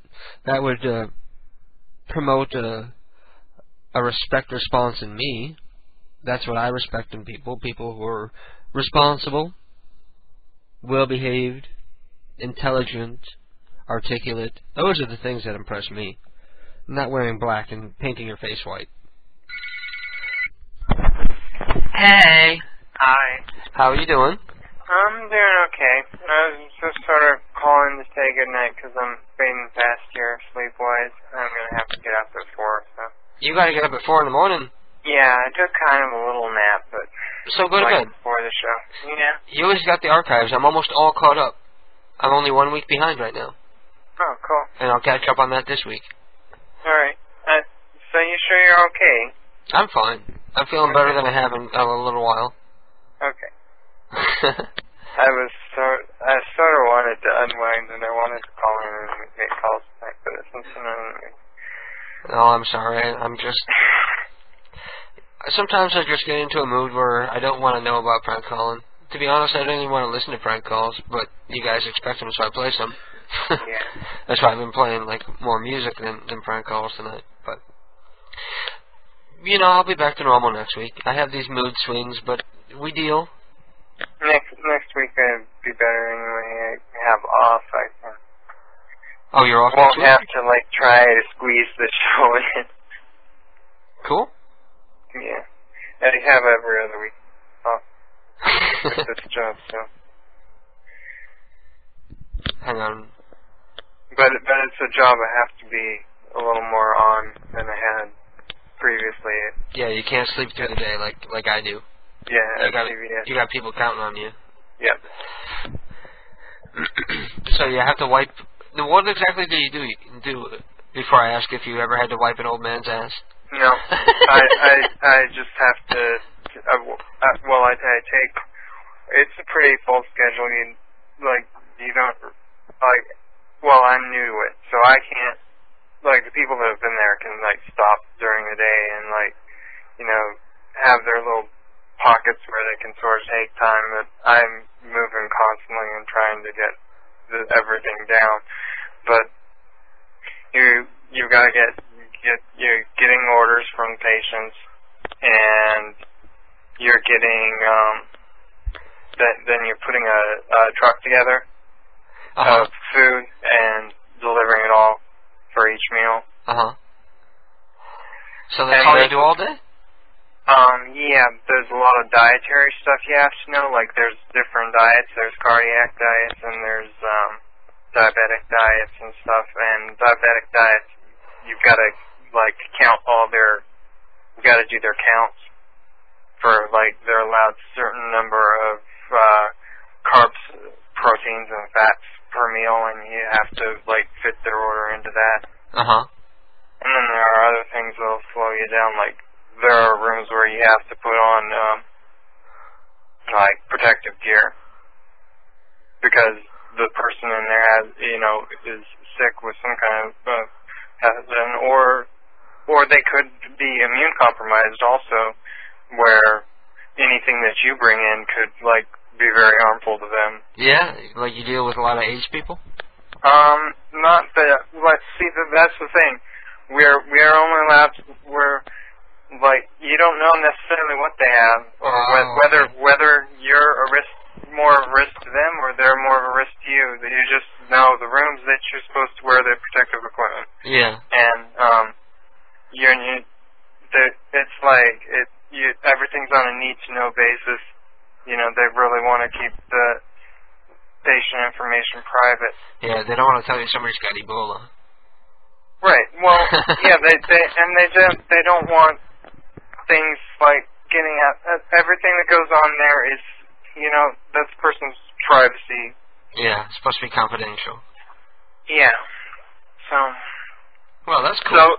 So you don't know why that's there. You just know that it's there and you observe it. But you like it better than dealing with people like Mary Hoover all the time, right? No, actually, I liked CVS from all the personal interaction standpoint of it, and the lower stress level of it. I just simply wasn't making enough money there, and feeling like I was doing anything. Yeah, I know what you mean. You feel like it's a dead-end job. Yeah, which is, there's not, unless you, really go into management, and you have to be a certain personality to it. Like, I'm not the type of person that, drives my way in and climbs the ladder type of a thing. I don't have that competitiveness to me at all. I have an update from Nose who says that Barney loves him. Okay. Because he loves you, he loves me, he loves everybody. Anyway. How have you been doing otherwise? I don't know. You visited your parents last week, right? Yeah, I was up there. No, you're out to your parents, right? Huh? You're out to your parents, right? Oh, yeah, since I was 17. Oh, that's good. How did they react? Oh, that's cool. Ted just made Neo an op so that she can lay some smack down. Thank you, Ted. My dad just sort of accepts me, just because that's how he is. Yeah. He's and he's a little bit cold though. Like he's a little bit deadpan to a lot of things. Yeah, my dad is too.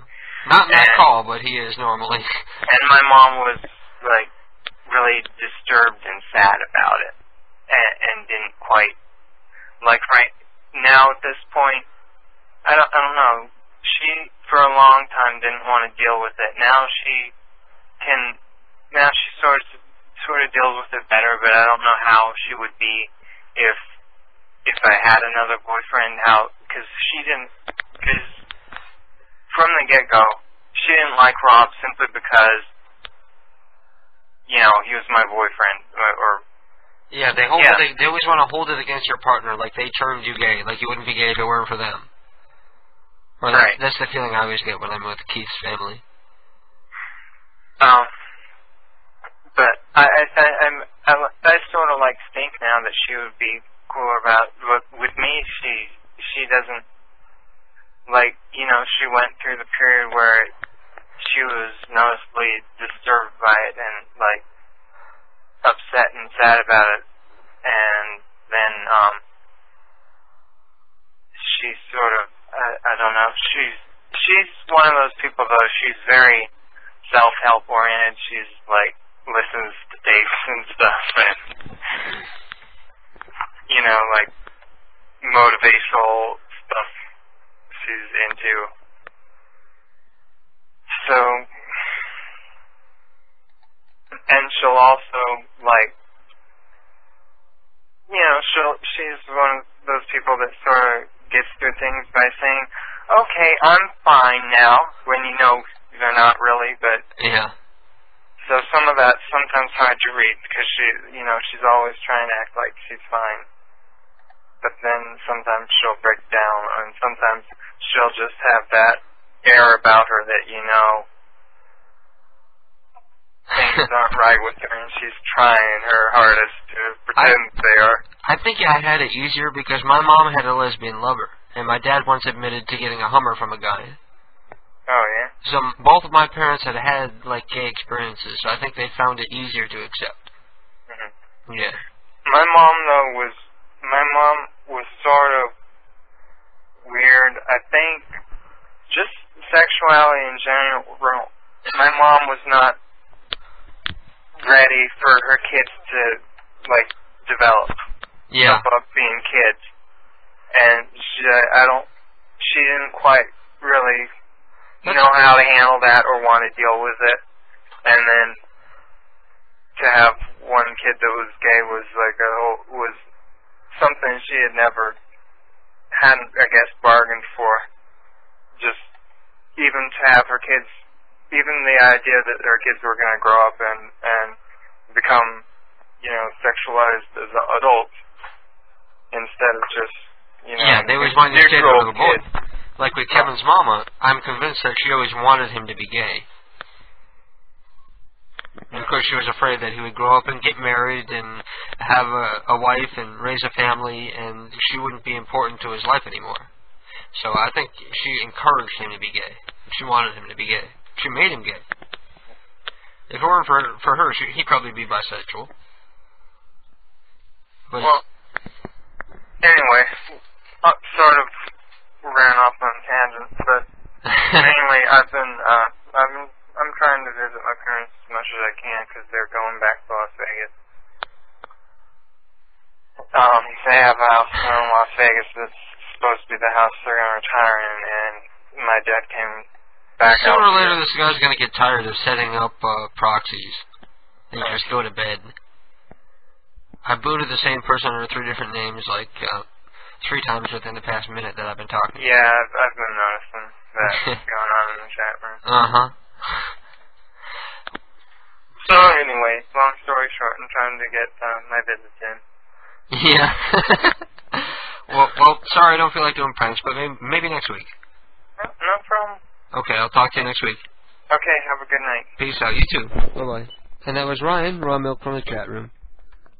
And I'm still laying smack down in the chat room. We only got 28... I can't believe we already, 2.5 hours have gone by, and I haven't done anything. I haven't made a single prank call, and it feels good. Anyway, here's a prank call from last week's Ghetto Style. This one is called Ghetto Tacos, and I'll be right back. Hello. Yo, man, I need me some taco. Hello. Yo. How you doing? All right, how are you? I'm doing good. I need me some tacos. I got me a big party up over here. All right. You gonna make them for me? Okay. I need me about 400 soft shell tacos. How many? 400. All right. What's your name? My name is Bubba Johnson. What? Bubba. Robert Johnson? That's right. Okay. Now I need you to do something special for me on those. I need something special with them tacos. How many you have? 400. 400? That's right. Okay. What time? I need them in about 10 minutes.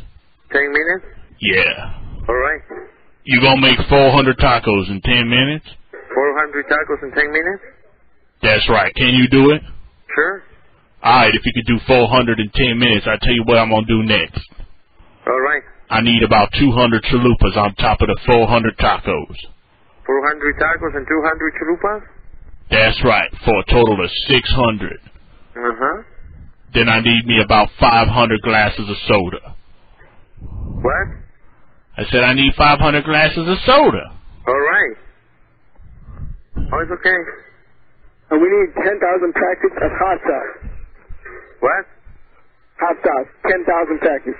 Okay. We got a contest going down. That's right, we're going to see how many chalupas, how many soft tacos, and how many Mexican pizzas people can eat.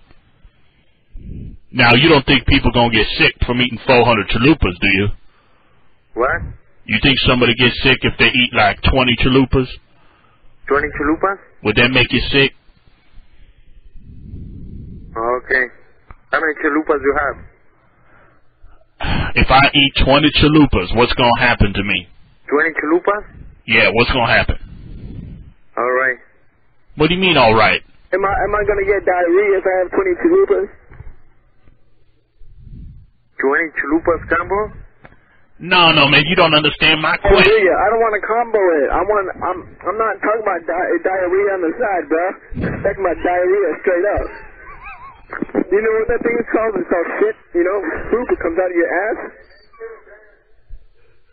You have 20 chalupas? No, bro. You don't understand. You know what shit is? Okay. What do you want? All right. Hold on. I said I want 400 tacos. What you got in the back? And 300,000 chalupas.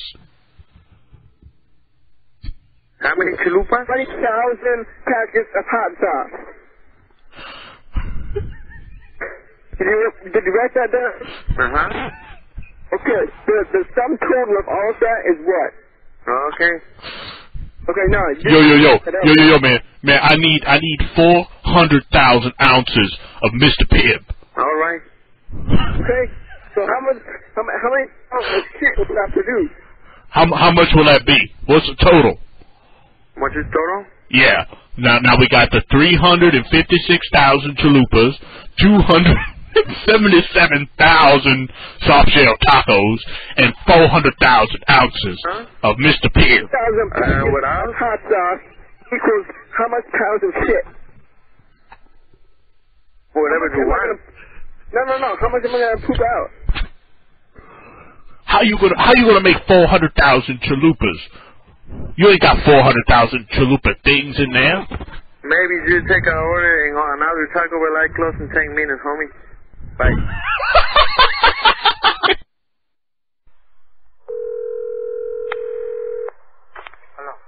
Hello? Hello, this is Ed, and I'm calling for that bastard Modas here. Yes, sir? Is that you? No, he's You son of a bitch. Hello? Yes. Put him on the phone. Hello? Yes. I'm looking for Modas here. He's not here at home. Where is he? He's out. You're lying. What is your name? I am the father, Baba Fox. It is 12 o'clock at night. You calling some people home. Well, I don't know what jibber jabber you just said, but what was your name? I don't know what he just said there. I think he cursed me out in some kind of foreign, godforsaken tongue. Hey,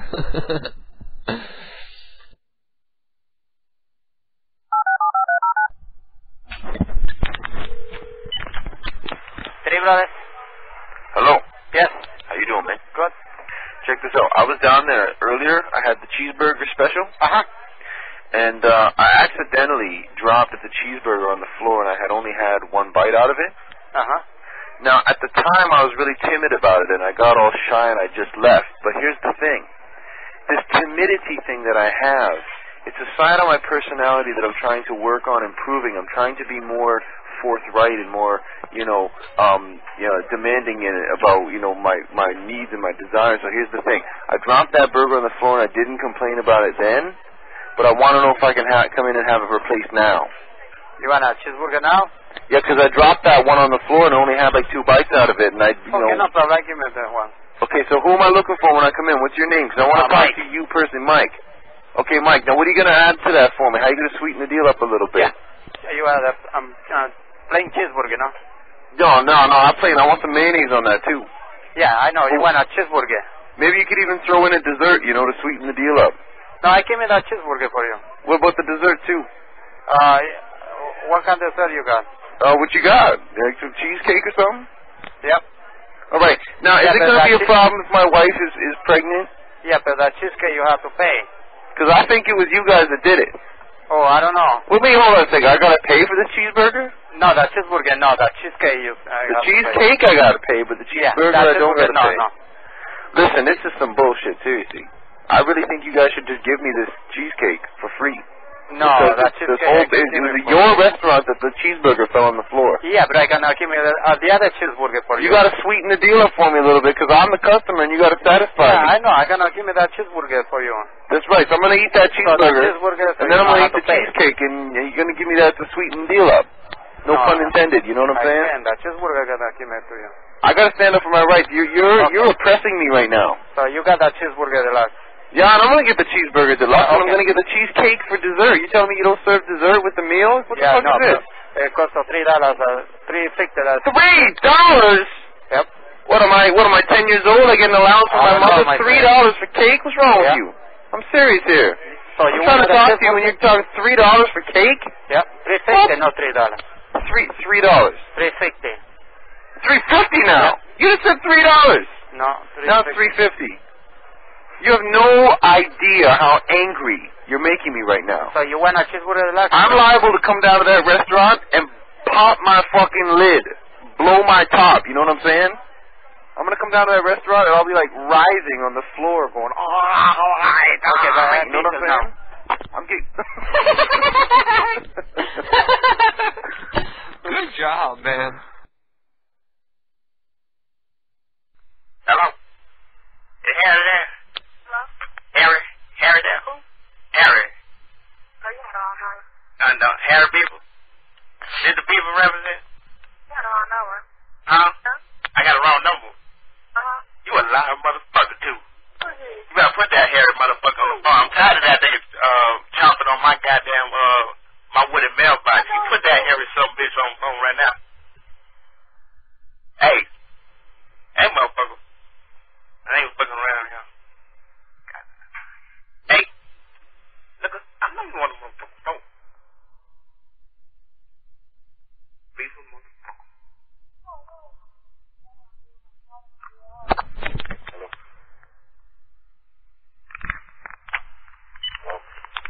Yep. Harry. Hey, I know. Better stop chopping on my goddamn my mailbox. I'm tired of that shit. Every morning I see your ass out there biting away, your beaver ass.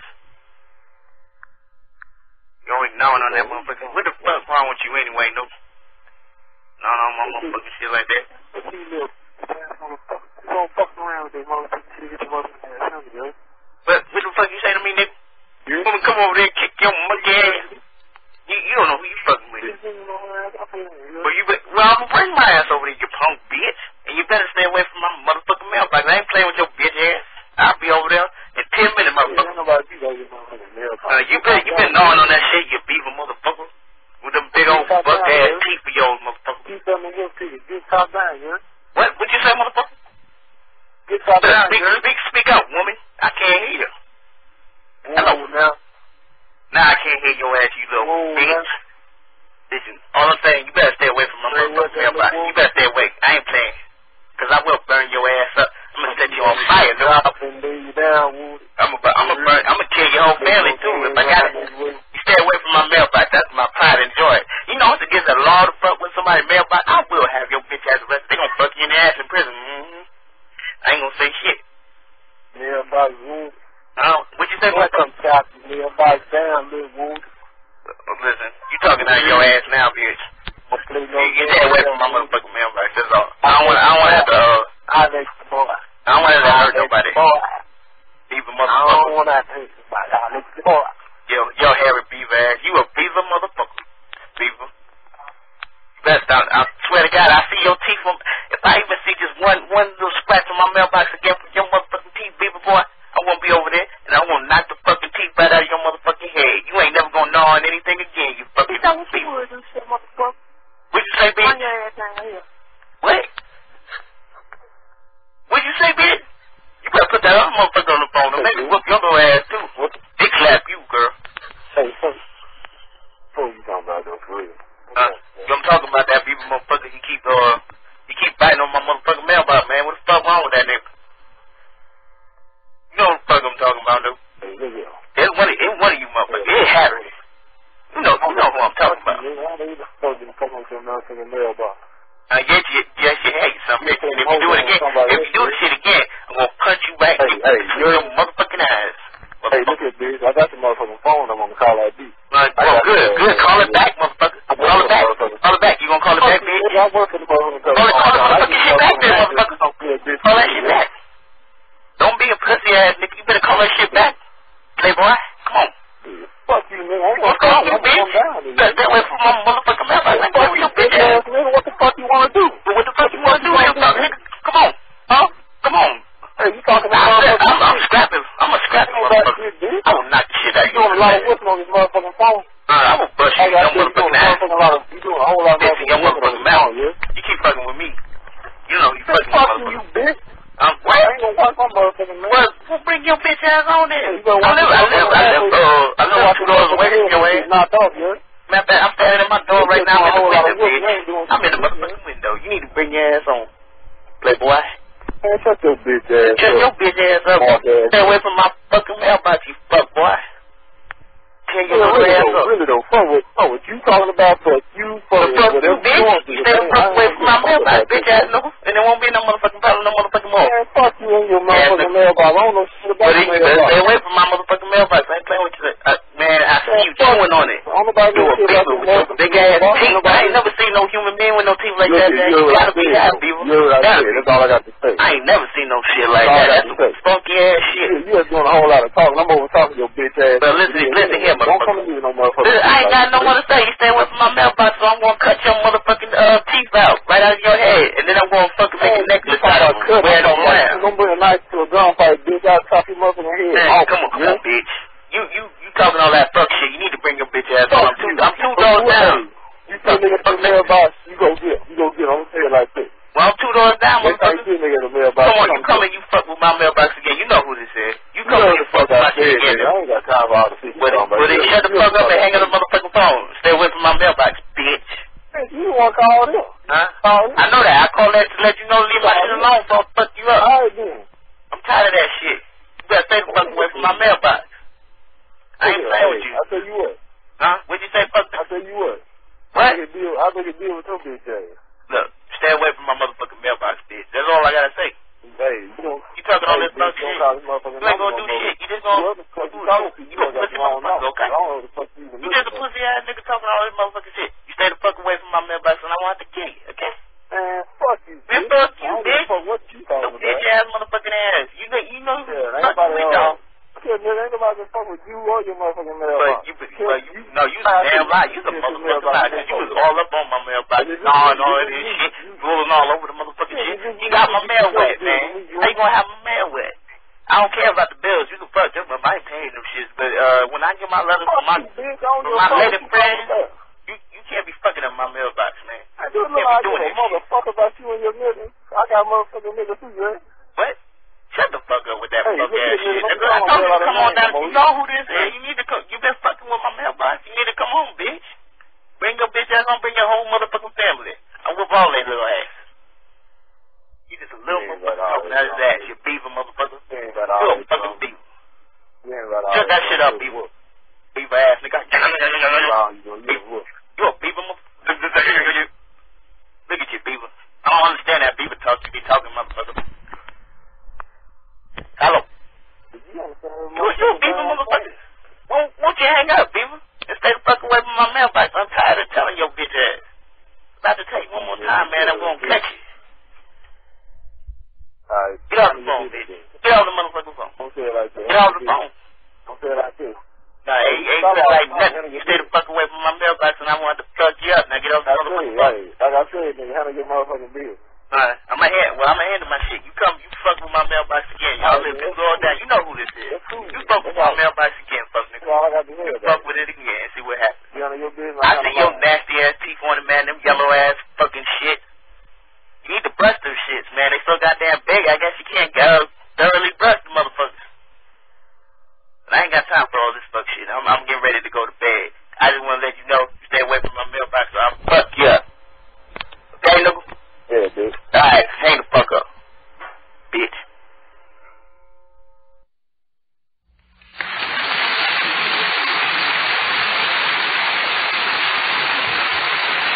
And now for something completely different. And that was Ron, Rising Prankster, with a kick-ass prank call he did during the ass end of the program here 2 weeks ago. Great prank call. Even though Ron isn't here tonight to hear it, I see that everybody in the chat room really enjoyed that prank call. See? That's why I sometimes defend the prank calls where you get confrontational and just piss somebody off to get them to curse you out and shit. It's fun sometimes. Let me read my incoming messages. Some assholes are spamming the chat. Well, the best thing to do would probably be to right-click on their name and click on Ignore so that you can't see what they say if you don't want to hear what they have to say. And I Threw Gasoline on the Fire is saying...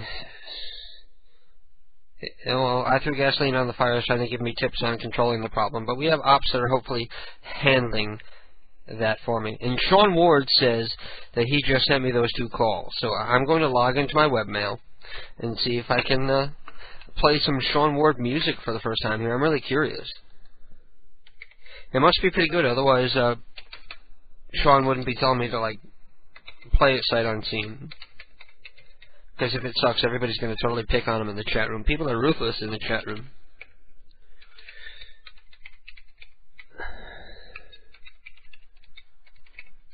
Okay, now I'm logged into my webmail. Let's see if I have any new mail. And I have 2 songs from Sean Ward. They're here already. Cool, I think I like this new webmail. It used to be really slow, but it appears to be faster tonight. Okay, here we go. This is the first song. Apparently it's called Yours.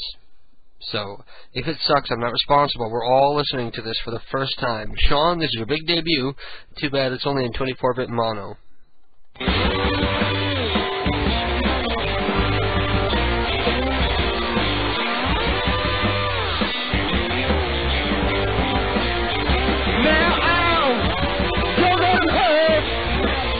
And now somebody else fell to you. Now you're gonna hurt.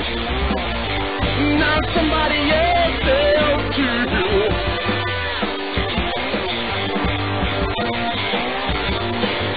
You know I'm 3 times 7, I'm on. Do just what I want you to do.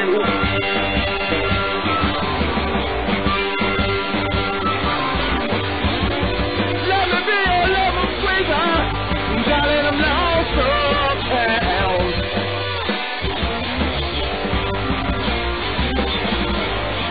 Let me be your lover squeezer. Darling, I'm lost uptown.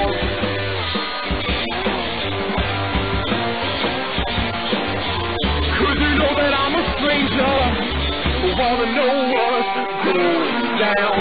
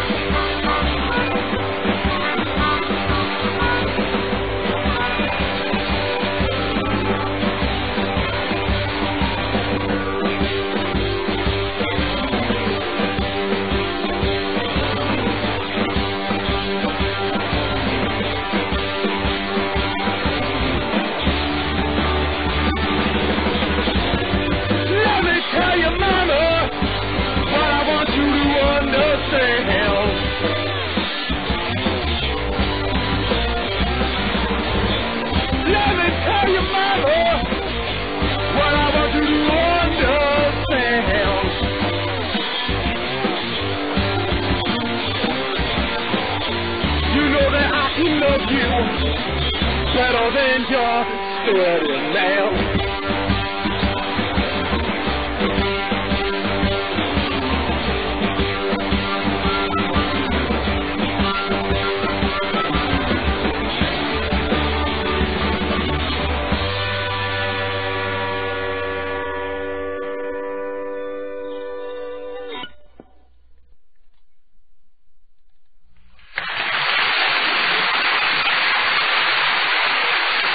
KDK is the ideal of masculinity. A man who attracts femininity, strength, prowess in a masculine way. KDK prank. Call. I really hate him now. Like, I want him to die. I hate him. I want him to die.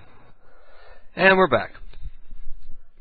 And that wasn't nearly as horrible as I had feared it would be. That was pretty good, actually. Sean he neglected to mention what he did in the band. It sounded like him singing, but I can't be sure.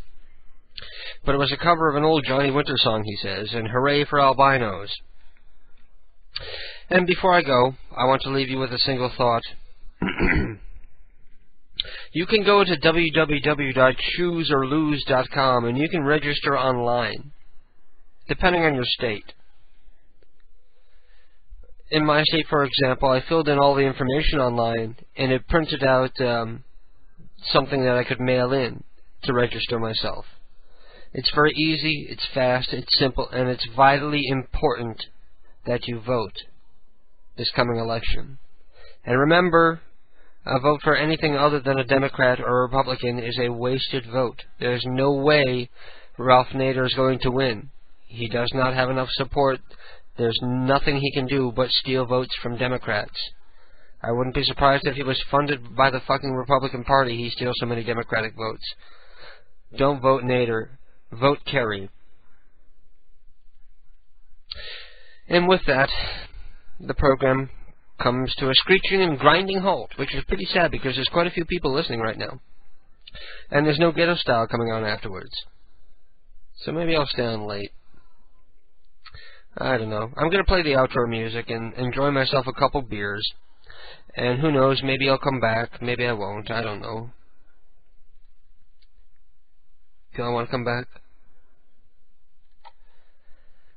Well, I don't feel like going to bed yet. I would be up anyway. Ooh, that was a salad burp. I just had salad. During that long extended break, I had salad. Well, anyway, I'm going to play the outro music now, and I may or may not be back. Feel free to tune out if you like. Anyway, thank you all for listening. Don't forget, next week the program ought to be much better. Next week I'll be doing live prank calls again. I'll be back to normal. I'll be my normal self again. So tune in again next week. 10 p.m. Eastern Standard Time. Until then, I love you all. Thank you for listening, and stay beautiful. Just remember that you're standing on a planet that's evolving and revolving at 900 miles an hour. that's orbiting at 90 miles a second, so it's reckoned, a sun that is the source of all our power. The sun and you and me and all the stars that we can see are moving at 1,000,000 miles a day in an outer spiral arm at 40,000 miles an hour of the galaxy we call the Milky Way.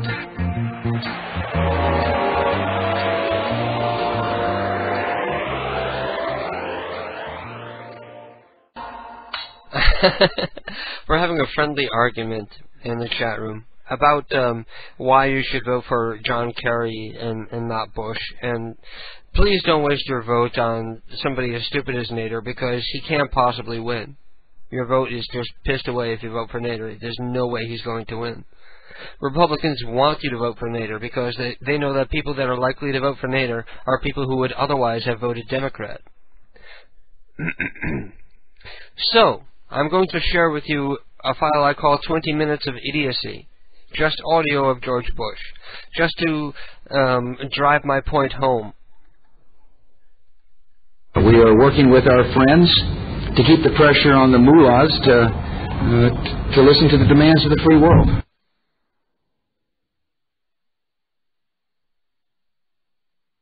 Americans are serving the sacrifices to keep this country safe and to bring freedom to others.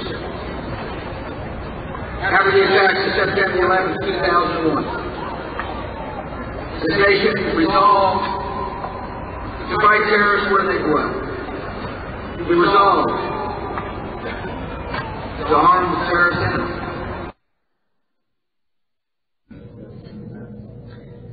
This disease leaves suffering and orphans and fear wherever it reaches.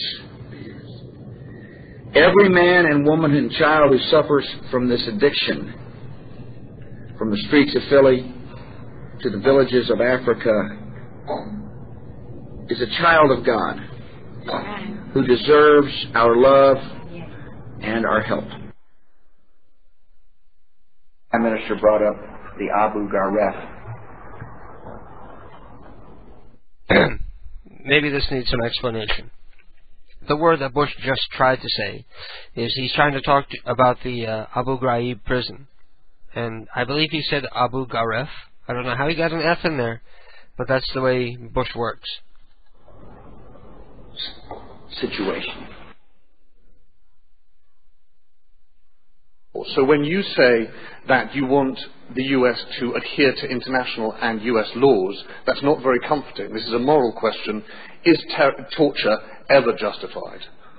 Look, I'm going to say it one more time. Maybe I can be more clear. The instructions went out to our people to adhere to law. That ought to comfort you. We're a nation of law. We adhere to laws. We have laws on the books. You might look at those laws, and that might provide comfort for you. And those were the instructions from me to the government.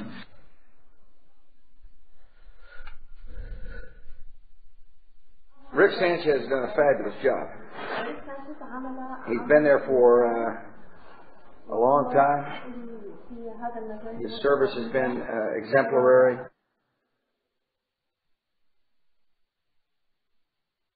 I'm honored to shake the hand of a brave Iraqi citizen who had his hand cut off by Saddam Hussein. And with 6 other Iraqi citizens as well, who suffered the same fate. They are examples of the brutality of the tyrant.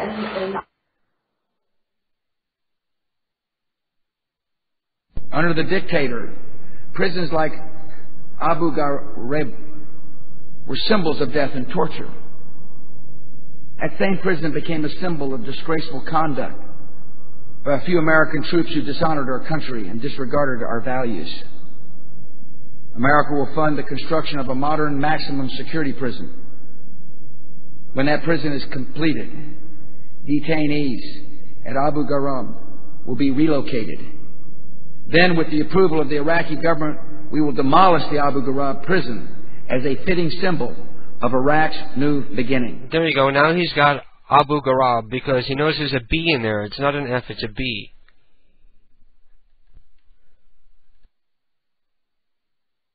We're encouraged to see more Iraqis take responsibility for resolving the standoff in Najaf. Soldiers from the 2nd Light Cavalry Regiment are conducting reconnaissance to learn the precise strength and location of enemy forces. You know, there's a lot of people in the world who don't believe that that people whose skin color may not be the same as ours can be free from self-government. I reject that. I reject that strongly. I believe that people who practice the Muslim faith can self-govern. I believe that people whose skins aren't necessarily, are a different color than white can self-govern. And the Prime Minister, I don't want to put words in his mouth, but I think he shares that great sense of optimism and possibility.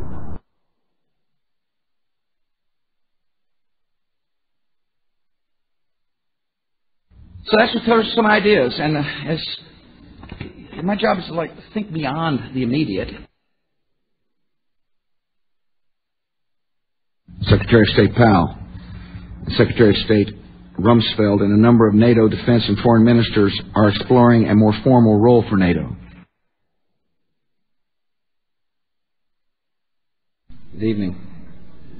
Before I take your questions, let me speak with the American people about the situation in Iraq. This has been tough weeks in that country. No, he said this has been tough weeks, and he probably means these have been rough days, or something like that. But he's not very good at memorizing his scripts because he's a fucking idiot. The guy has... If you were to give this guy an IQ test, I would guarantee you he'd rank somewhere between 100 and 125. He is barely above functionally retarded.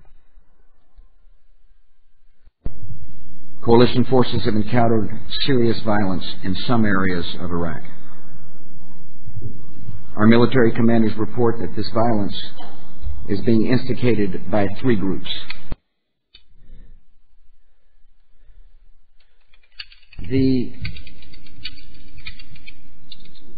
The frankly mood of the world would have been astounded had the United States acted unilaterally in trying to deal with Al-Qaeda in that part of the world. It was my way to help kick off the baseball season. I really think it's an integral part of the fabric of our society, and I'm going to try to do my part to make sure baseball gets the notoriety it deserves.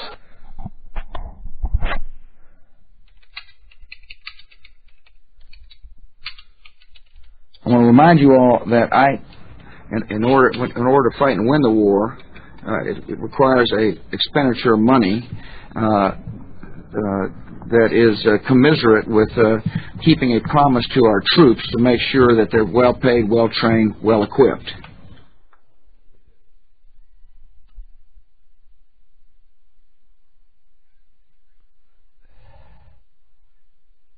See, without the tax relief package, there would have been a deficit, but there wouldn't have been the the kick to our economy that occurred as a result of the tax relief. Listen, he's a fucking idiot.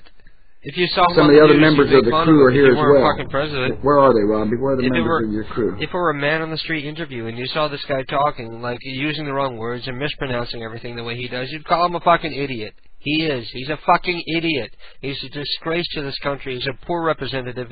He makes us look like fucking jackasses to the rest of the world, and he must go for that reason alone. Well, they must have couldn't pass the security check. They must have couldn't pass a security check. And you notice another thing that's interesting is every time he does this, every time he's live and he makes a fool out of himself, they reword everything in the official White House document. So when people go back and look 200 years from now, if they don't look at the videotape, if they look at the transcripts of it, he appears to be an intelligent person. Sort of makes you wonder if they did that with our forefathers.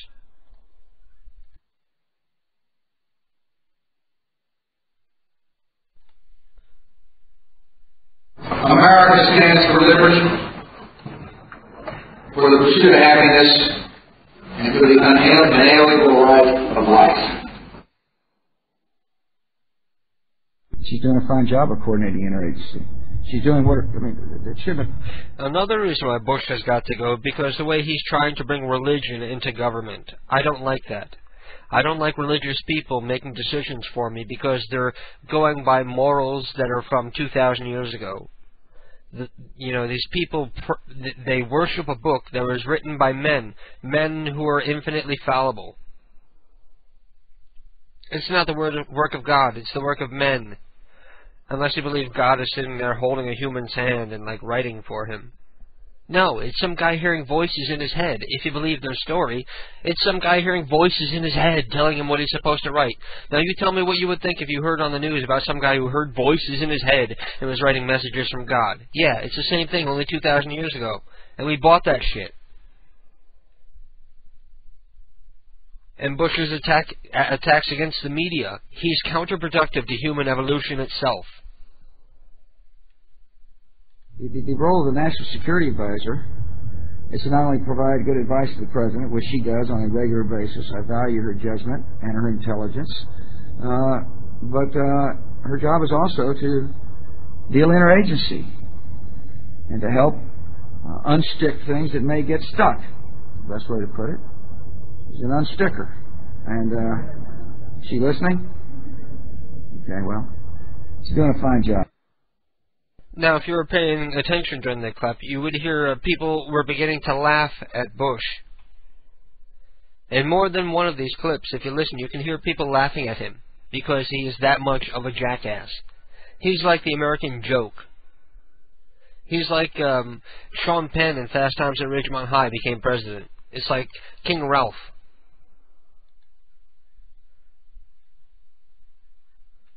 It's in the interest of long-term peace in the world that we work for a free and secure and peaceful Iraq.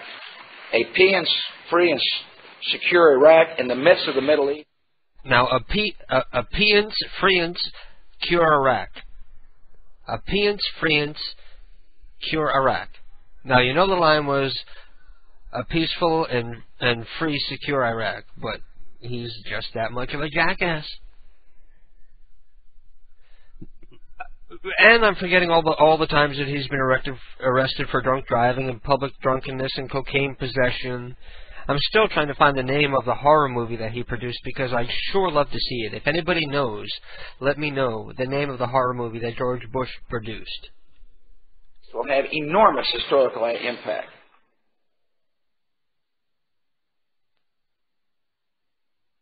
To work with the Iraqis to prevent this from happening. That's why we're working hard to get more Iraqi policemen. That's why we're working hard to build up the Iraqi armed forces. That's why we're working hard with freedom-loving Iraqis to help ferret these people out before they attack and strike. And now that's your question, Randy. Mr. President,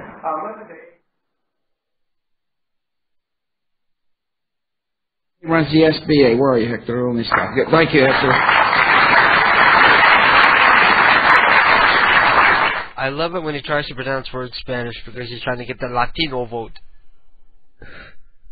Douchebag. He's just hoping minorities are as stupid as him and will fall for his bullshit. Everybody needs to have a good abogado. I got a really good one. Al Gonzalez is my lawyer and co-sponsor. Now, I don't know if anybody speaks Spanish out there, but he was trying to say that the guy was his lawyer, but in Spanish he said something else. I can't remember what it was. I forget the translation. But once again, it was one of those cases where he used the wrong word. Because he's an idiot, and he doesn't know what he's saying. He's just trying to memorize shit. What you doing? You gonna bring that big thing in the bedroom? Why? What time you gotta get up? 8?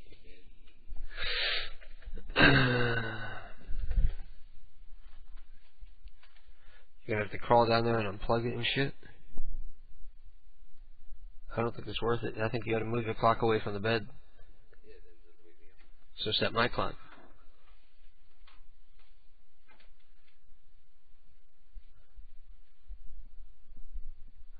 Set my clock and make sure it's on alarm and not radio or CD.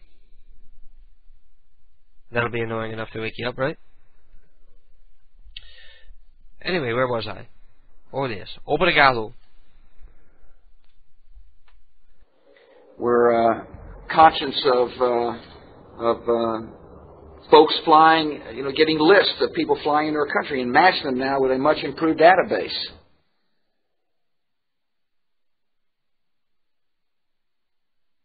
That we're, let me talk about Al Qaeda just for a second. I made the statement that we're dismantling senior management, and we are. Our people have done a really good job of hauling in a lot of the key operators. Khalid Sheikh Mohammed, Abu Zubaydah, Ramzi al-Shib, or whatever the guy's name was. And the other lesson is that there are people who can't stand what America stands for and desire to inflict great harm on the American people.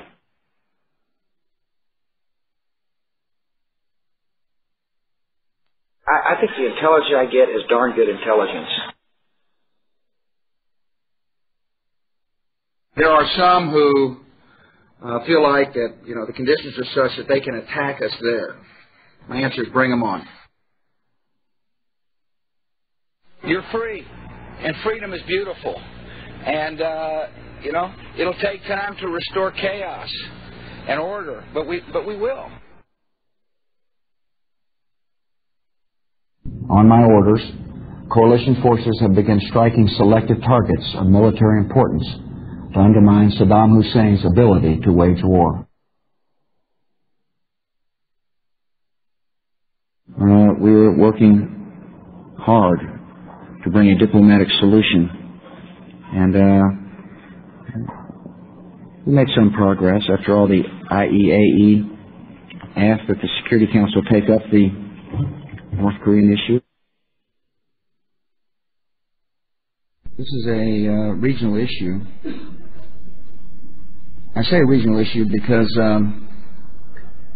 there's a lot of countries that have got a direct stake in whether or not North Korea has nuclear weapons.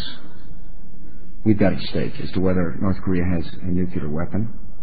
China clearly has a stake as to whether or not North Korea has a nuclear weapon. South Korea, of course, has a stake. Japan has got a significant stake as to whether or not North Korea has a nuclear weapon. I went down to Mississippi, met a man who had moved to Mississippi to provide health care for some of our most neediest citizens. We've got some mighty challenges to make sure the country is more prosperous and more hopeful and the world more peaceful. But sin duda, we're going to achieve what we need to achieve. Porque este país es un gran país with great values and great hope and great strength. There's all kinds of estimates about the cost of war. For years, the freedom of our people were really never in doubt. There was wars on other continents, but we were safe. To encourage them to start a ministry which will find the children of those who are incarcerated and love them. Incarcerated, in case you didn't catch it.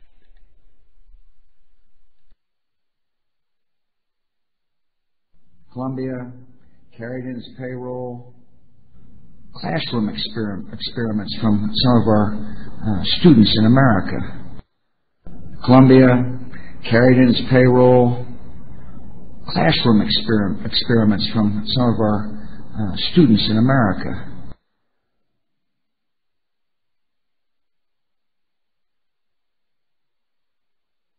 Well, all due modesty, I thought I did a pretty good job myself of making it clear that he's not disarming and why he should disarm. I mentioned early on that I recognize there are hurdles and we're going to achieve those hurdles. All Texans are proud that our state is the home to so many fine military units, including the great 1st Cavalry Division.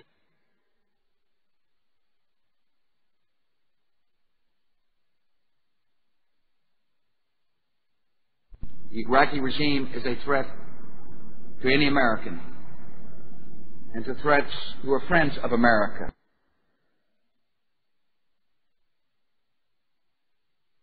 You said we're headed to war in Iraq. I don't know why you say that. I hope we're not headed to war in Iraq. I'm the person who gets to decide, not you. The goals for this country are peace in the world. And the goals for this country are a compassionate American for every single citizen. The law signed today directs new funds and new focus to the task of collecting vital intelligence on terrorist threats and on weapons of mass production. Weapons of mass production? But as we fight terror, particularly in the Middle East, they've got to build the institutions necessary for a Palestinian state to emerge. That we've got to promote the leadership that is willing to condemn terror and at the same time work toward the betterment of the lives of the Palestinian people. There's an old saying in Tennessee, I know it's in Texas, probably in Tennessee, that says, "Fool me once, shame on you." If fool me, we can't get fooled again.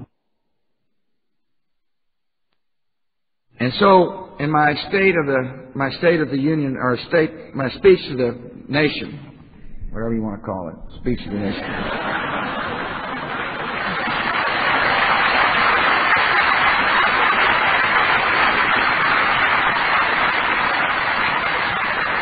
I asked Americans to give 4,000 hours over the rest of your life of service to America.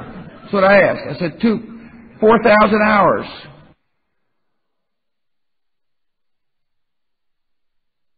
You know, I was campaigning in Chicago, and somebody asked me, is there ever any time where the budget might have to go into deficit? I said, only if we were at war or had a national emergency or were in recession.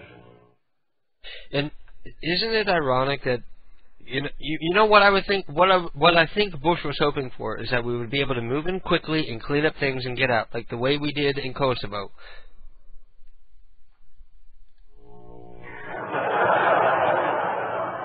Little did I realize we'd get the trifecta.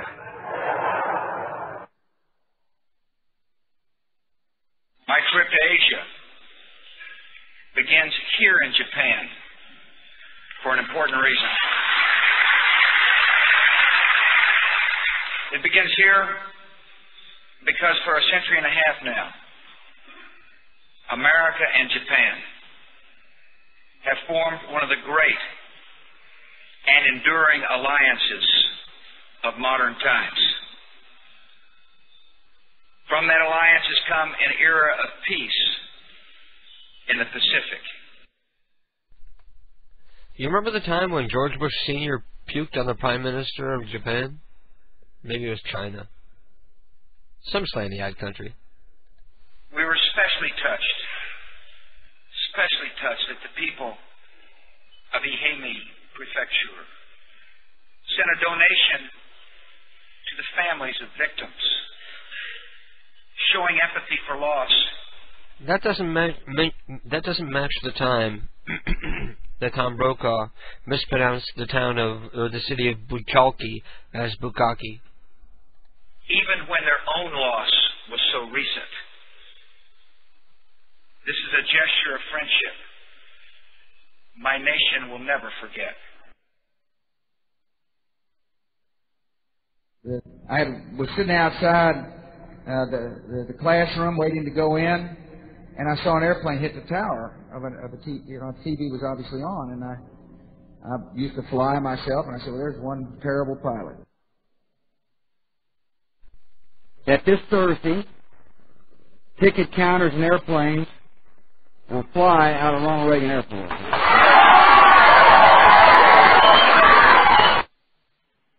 Nobody can threaten this country. Oh, they may be able to bomb buildings. If this were a dictatorship, it'd be a heck of a lot easier. Just so long as I'm the dictator. After all, he claimed he invented the Internet. But if he's so smart, how... He doesn't even know how to say Internet. He goes Internet. What a douchebag. Every Internet address begins with W.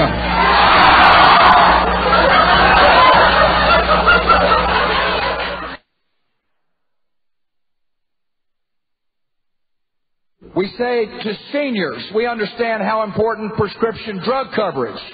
So prescription drugs will be an integral part of the Medicare plan. Conspiracy theories abound in American politics. I don't think we need to be subliminal about the differences between our views on prescription drugs. Oh, he likes the drugs. We cannot let terrorists and rogue nations hold... He even used, he was using coke while he was hanging out at Camp David, while his dad was president. Isn't that lovely? And you guys whine about a blowjob in the Oval Office. He's doing coke at Camp David, for Christ's sakes. This nation hostile or hold our allies hostile. You're working hard to put food on your family.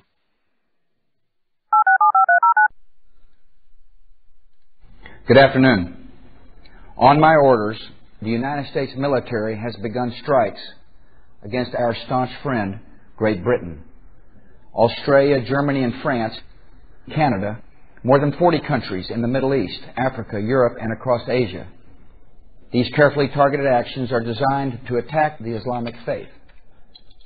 This military action is a part of our campaign against diplomacy, intelligence, freedom, clock, tire, the freezing of food, and a lot of bans. Good afternoon. I'm speaking to you today from the White House, a place where American presidents have become outlaws and murderers themselves. The United States of America sponsors the outlaws and killers of innocents, and we are the friends of those who aid terrorists.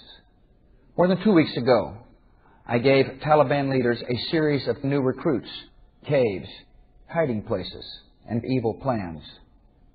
To all the men and women in our military, so far from home, I gave a 4th grade girl with more than 40 countries. This young girl knows the value of fucking. And now, every sailor, every soldier, every Marine will come. The name of today's military operation is Enduring Fear. By destroying camps and disrupting communications, we will make it more difficult for the starving and suffering men and women and children of Afghanistan. The battle is now joined on many fronts. Peace and freedom will fail. May God continue to bless terrorists. I recently received a touching from my dad in the treaty room of the White House. As much as I don't want my dad to fuck, I'm willing to give him our full cock, aggressively, in the face. This is a precious gift, what America is all about. Thank you.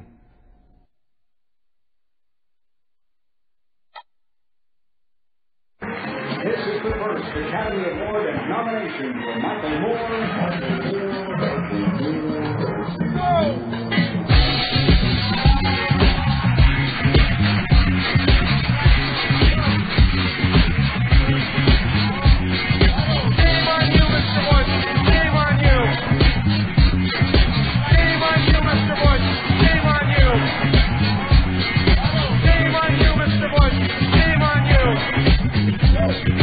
Shame on you, Mr. Bush.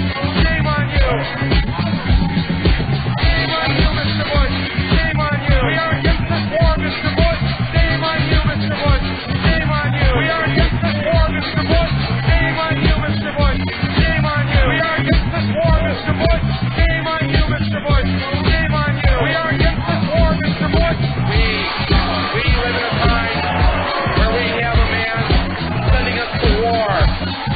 fictitious reasons. Shame on you, whether it's the fictitious of duct tape or the fictitious of Lawrence Alert. We are against this war, Mr. Bush. Shame on you, Mr. Bush. Shame on you. And any time you've got the Pope and 66 against you, your time is up. Thank you very much. Shame on you, Mr. Bush. Shame on you. We are against this war, Mr. Bush. Shame on you, Mr. Bush. Shame on you. We are against this war, Mr. Bush. Shame on you, Mr. Bush. Shame on you. We are against this war, Mr. Bush. Shame on you, Mr. Bush. Shame on you. Why did you do what you did? I'm an American. Shame on you, Mr. Bush. Shame on you. We are against this war, Mr. Bush. Shame on you, Mr. Bush. Shame on you. We are against this war, Mr. Bush. Shame on you, Mr. Bush. Shame on you. We are against this war, Mr. Bush. Shame on you, Mr. Bush. Shame on you. We are against this war, Mr. Bush. Shame on you, Mr. Bush. Shame on you. We are against this war, Mr. Bush. Shame on you, Mr. Bush. Shame on you. We are against this war, Mr. Bush. Shame on you, Mr. Bush. Shame on you. We are against this war, Mr. Bush. Shame on you, Mr. Bush. Shame on you. Anybody who's got both the Pope and the Dixie Chicks against them is not long for the White House.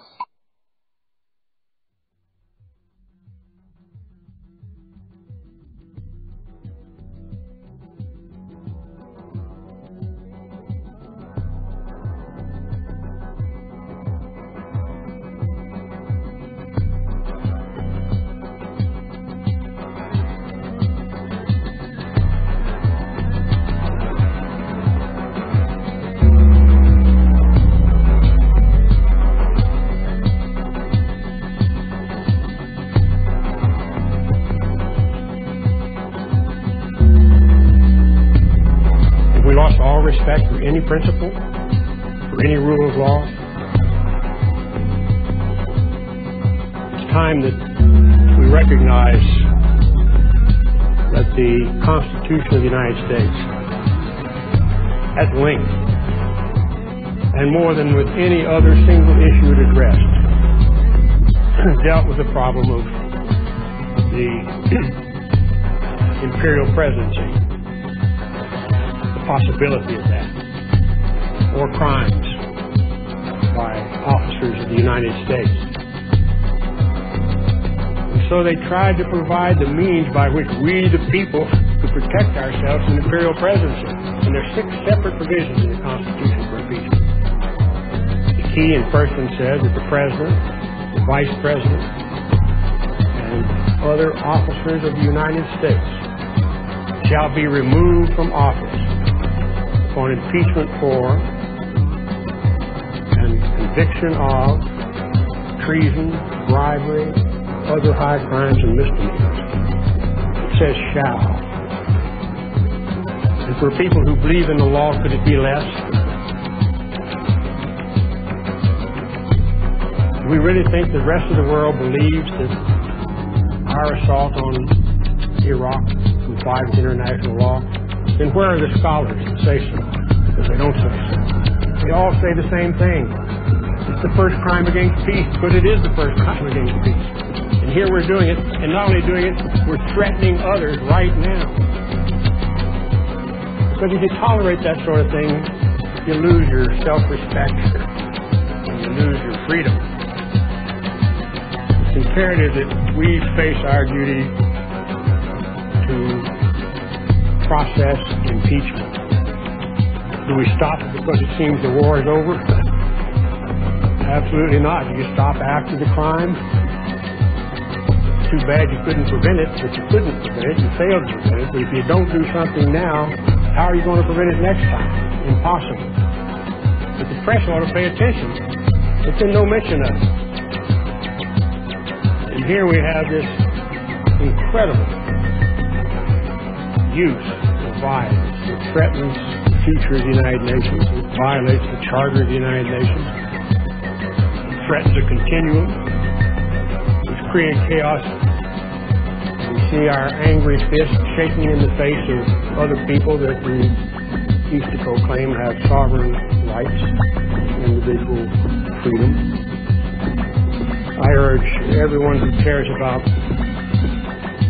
the integrity of our Constitution. To take back the Constitution by insisting that the House of Representatives, which has the sole power of impeachment, process impeachment proceedings now. And the Congress will do what the people of the United States demand it do. If they show no interest now, it's because the media has shown no interest, the people are uninformed, and they're unaware of the mention of what's happened and what it portends for the future. But I'll tell you that I believe that there are millions and millions of Americans who would insist their member of the House of Representatives vote to impeach. Vote to impeach. Vote to impeach. Vote to impeach. Vote to impeach. Vote to impeach.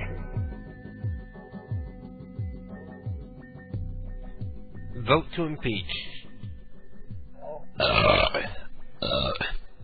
Defying the United Nations, declaring war on a sovereign nation.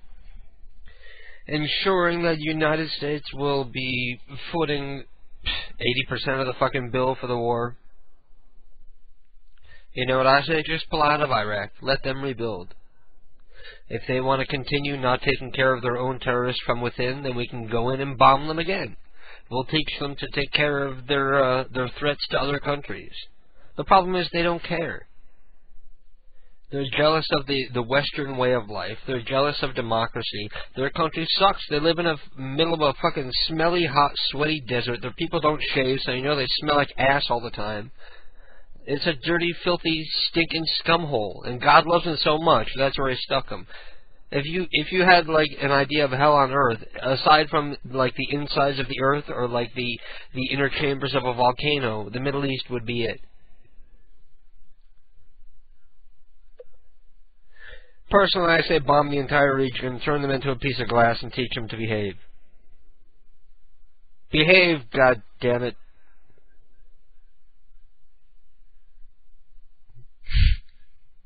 You're not alone in the world, and you need to learn with everybody else. You need to learn to live with everybody else, I mean. He's too cocky, he's too uptight, like a deer caught in a headlight. When he winks, he has that beady little eye. Although some Democrats are hollow, we find Bush harder to swallow. That little pecker leans too much to the right. And that explains my whole problem with Bush. Leaning too much to the right, bringing religious bullshit into politics where it doesn't belong. You know, our forefathers knew better. You're not supposed to mix religion and politics. You're not supposed to let your religious beliefs dictate what the public demands. You know, things change, people evolve. Although I'm against gay marriage, just because I think all marriage is fucking stupid and pointless. If you love somebody, why do you need some stupid fucking ceremony to plant your flag in their ass, right? You can make a commitment between each other. You don't need some kind of bogus, retarded religious ceremony. But I do dislike somebody who says that gays don't have the right to get married because they don't accept gay love as the same as heterosexual love. Because they've been brought up and raised not to accept it and not to understand. And they never will understand. Nobody else out there will ever understand the predicament until you fall in love with somebody of the same sex.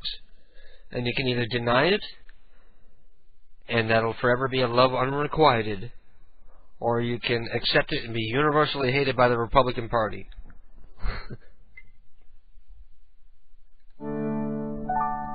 Hit it, boys! I love parades and show tunes, and I love Will and Grace.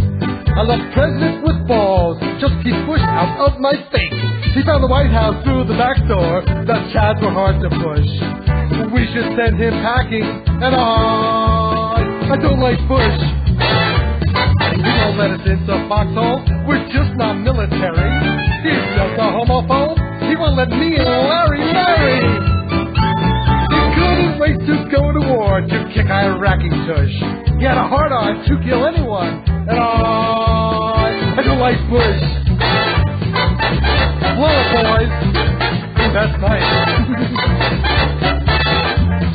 He went looking for Osama to show that he was brave.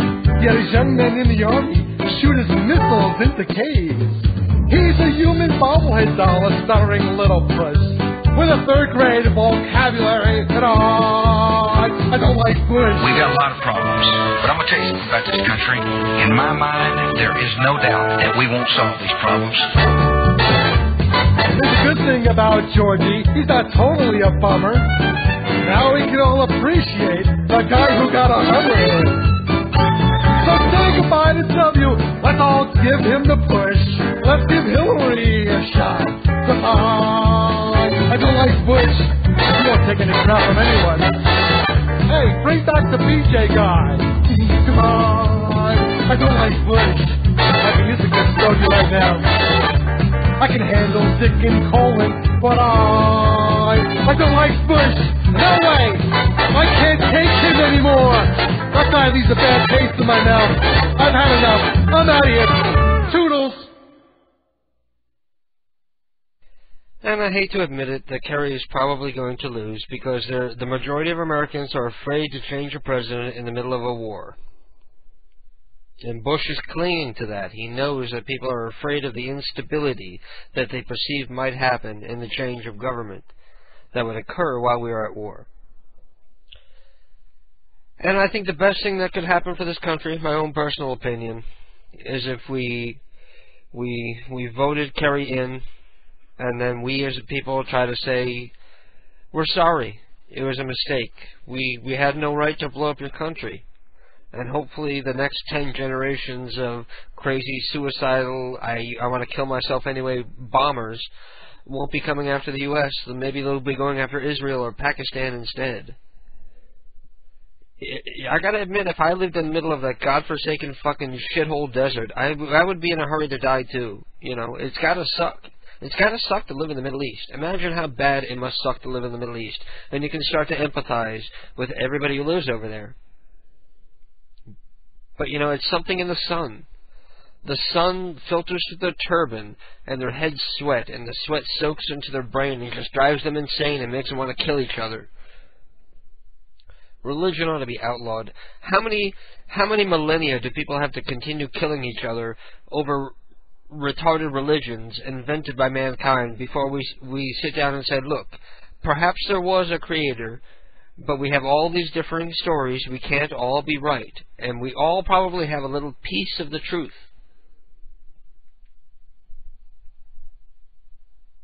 I gotta say one thing, though. If there was a God, I don't think he would approve of us killing each other for whatever reasons. I don't think he would be happy about us bombing innocent people in Iraq. I don't think he would be happy about them kidnapping and beheading people on videotape.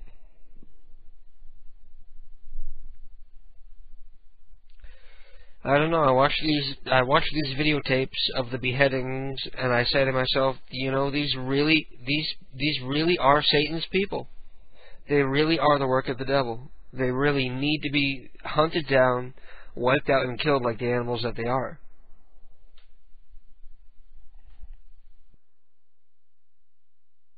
I gotta bust in for a moment because I think the disciple said the most profound thing of the night. He said, instead of bombing them, we should move all the Muslims to Canada where it isn't so hot and they'll play nice together.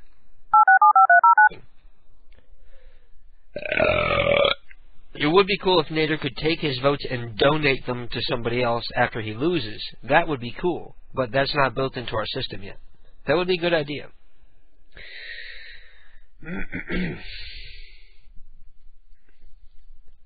People are probably all pissed off now about my views on the Middle East.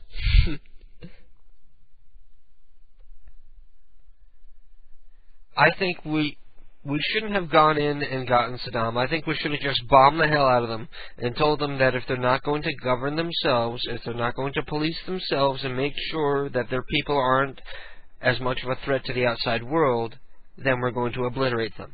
And if they didn't behave after that, if they continue with the beheadings and the bombings and the kidnappings, then I would turn the whole Middle East into a giant sheet of glass. Because if you drop an atomic bomb in the Middle East, those first couple feet of sand are going to become glass from the superheated air.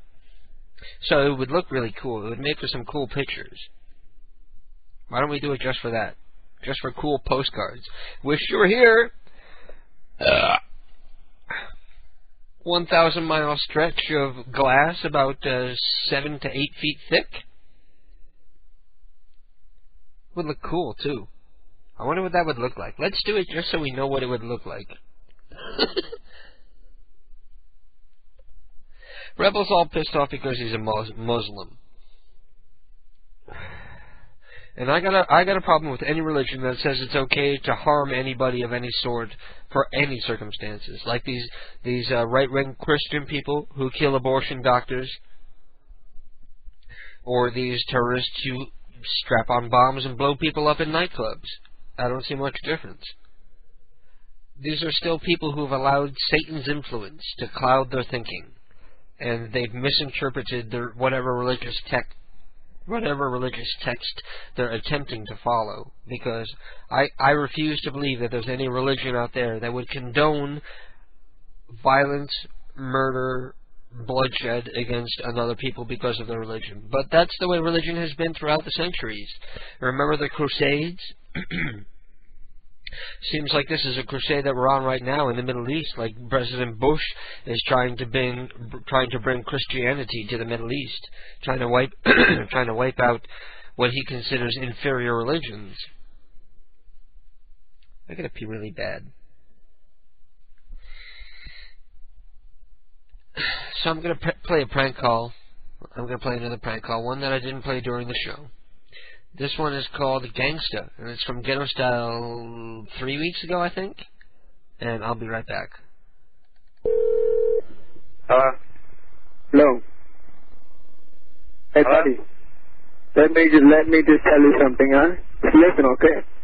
It's never going to work out between you and the girl. It's never going to work out because I got more money, more cash. Right? You ain't got nothing. Your dowry is like curry. It's nothing. You know what I'm saying? Because I know you've been hitting on my girl. I know you have. I have witnesses. So don't even try to front with me.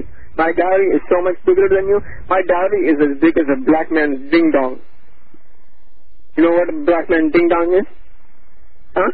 Right. You think you're cool? Oh, what? You know who the fuck this is? You can't even handle this. You can't handle the curry master, can you, huh? You can't handle that basic pride. No, man, I'm going to piss on your face. Right. No, don't write me. Shut the fuck up! No, I'm going to fart on your face with my curry. And my holy shit, holy shit. I'll give you some potatoes. He hung up on you. Who was he? Yeah, he's like, do you know who this is? We need to call him back. Call that fool back. Yo, use Jack's voice, man. Alright. Use your black voice. Like, get all pissed off. Like, why'd you hang up on my phone? Once I hang up? Wait. The number you've entered is right, you gotta get mad in the background. You gotta be quiet when I dial. It doesn't work otherwise. Hold on. Number on the back of the card. Fuck, missed it. Like, when he hangs up again on you, you call back and I'll keep breathing or something. Do that. Alright, I'm gonna call.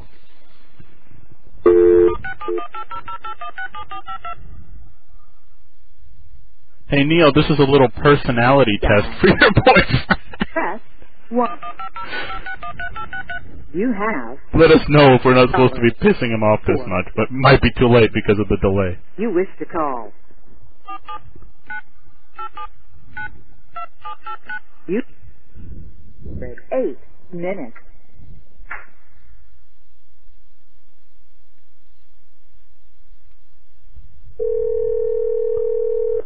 Hello? Yo, man, I heard my friend Krishna done called you and you told him to shut up. Who is this? Man, this Bubba Jackson, man. Who is this? You ain't gotta worry about who I is. You was talking shit.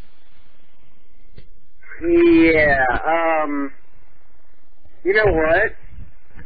Anyways, man, you ever seen them hubcaps that spin on them cars?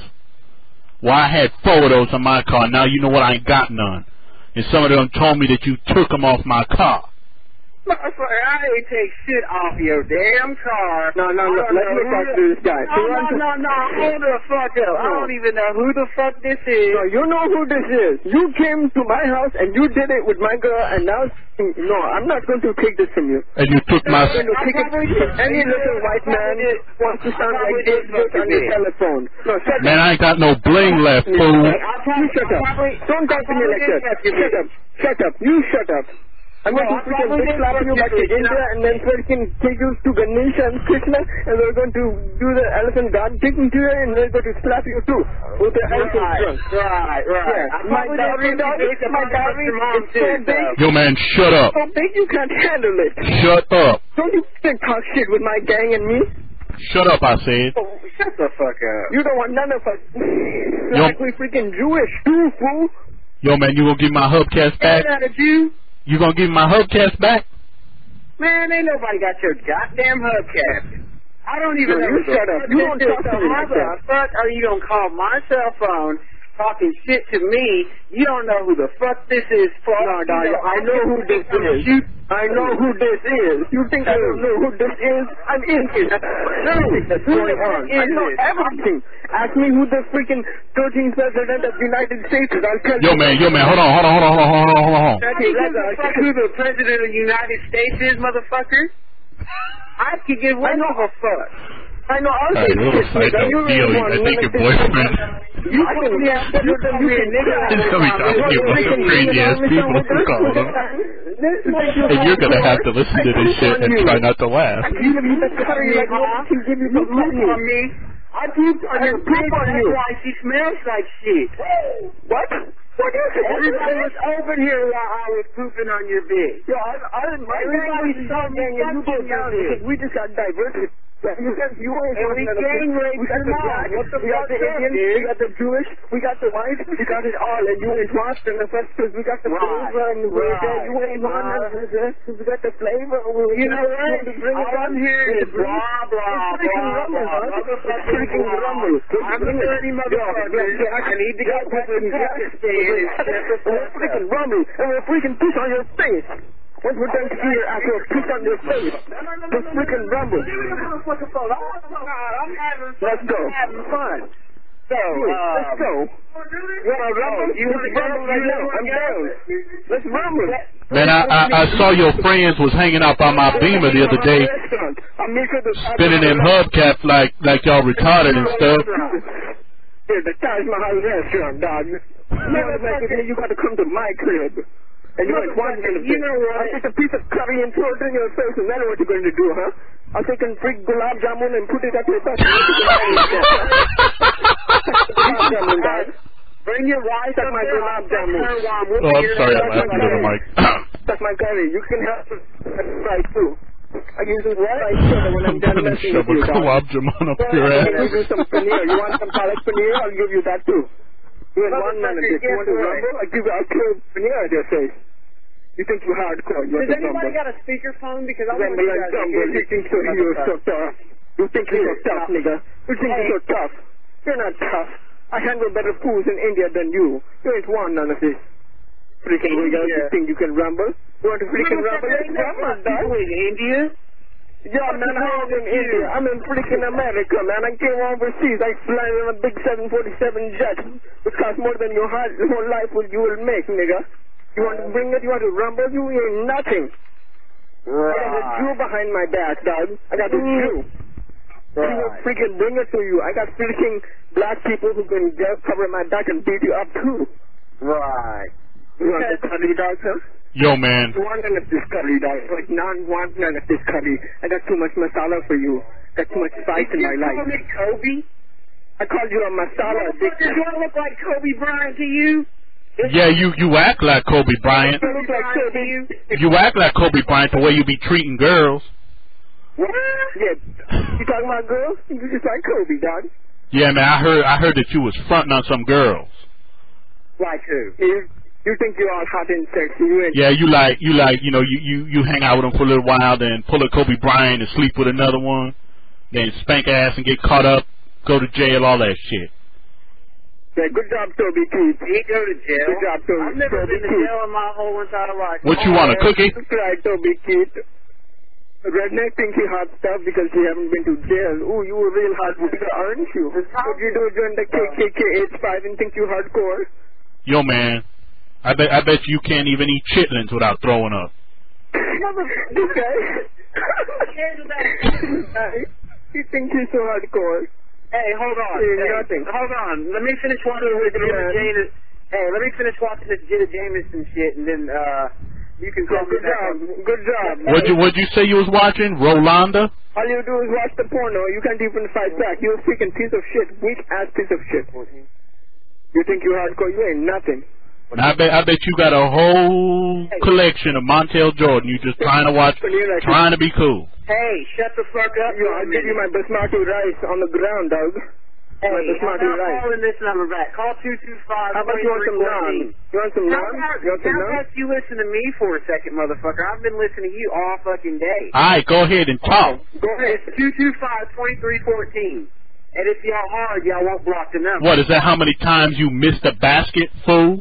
No, that's how many times I pushed your mom, bitch. But it's up, Wigger. You ain't one on the face, Wigger. You'd like to talk shit. You have nothing. You have nothing. You don't even have a freaking associate degree from community college. You don't have high school. Yeah, you don't have middle school. Yo, man, you be like, you don't even graduate kindergarten. You just flunked it and you joined the KDK, and now you think you're hard. Oh, give me the basmati rice. Give me the palak paneer because Wigger can't handle it. Man, he be like king of the community college. He be in like, yo, here's $10. Let me get my learn on. Oh, that is exactly what he did, dog. This guy wants none of me. He can't handle it. He can't handle the masala. Can handle the masala tea. Yeah, the palak paneer. I got it. You're Jewish. Are you there? Jewish. I got the Jews. Got my back. I'm Jewish now. Hey, guys, I'm Jewish now. No, I knew you was a punk. You're Jewish. You're freaking Nazi. You're Hitler. You're nothing. You the Allies attack you. You go down. I'm a Jew. I don't know. He's a self-respect Jew. Uh-oh. Where are you at? Yo, man, I heard that you slept with Michael Jackson over there at that Never Ranch or whatever that is. How about this? That he was touching up all on you and you liked it. Go down. How about that? Let's rumble. All right, I ain't playing around. All right, man, let's meet at the corner. Let's meet at the corner. Oh. Name the place? Y'all really want me to name the place? Name the place. All right. Y'all know where? Let me think. Yeah. Keep stumbling. Keep stumbling. Don't even know where you standing right now. Gonna name a place. Hey, do you stupid motherfuckers know where the mall is? Yeah, I know where the mall is. Stupid guy. Yeah, the mall. Damn mall. I'm Indian, stupid. All right. Why don't you come on down? Where Walmart is over there. Oh, you mean where you work? Walmart is. Okay, I'll tell. That's where you work, isn't it? You work at the Walmart? Motherfucker, no, I don't work in no goddamn Walmart. With your $50 an hour? Man, you ain't fooling nobody. I saw you greeting people. No, we're not gonna go to Walmart. We're gonna go across the street from Walmart at the Alltel place. Y'all want to talk shit? We're gonna see who's gonna be talking shit. Me okay, you'll be there in 15 minutes. Be there in 15 minutes. I'll give you 15 minutes before you get your ass kicked. How about that? Let's go. Let's rumble. Let's freaking rumble. I'll bring the palak paneer and you'll bring the masala. You can bring all the motherfuckers you want. I could give less of a fuck. I'm bring the basmati rice, dog. I'll bring basmati rice. Whatever you want. You don't even know what you can bring palak paneer is, dog.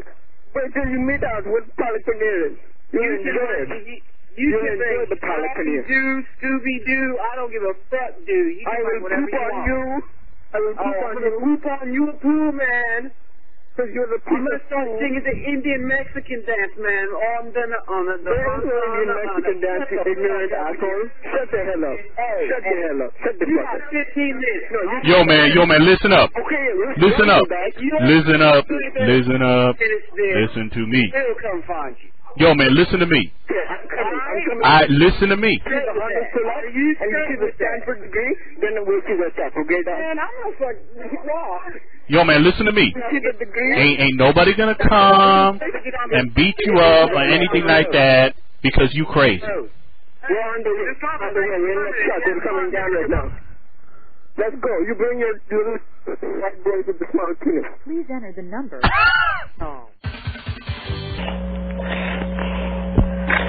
Look, yeah, look here. See, I came down here to to watch the football game. My name is Gene McAlpin. I came down there yesterday to eat some food, and you dickheads sold me some fucking poisoned food or something. I got food poisoning last night and had the runs all night.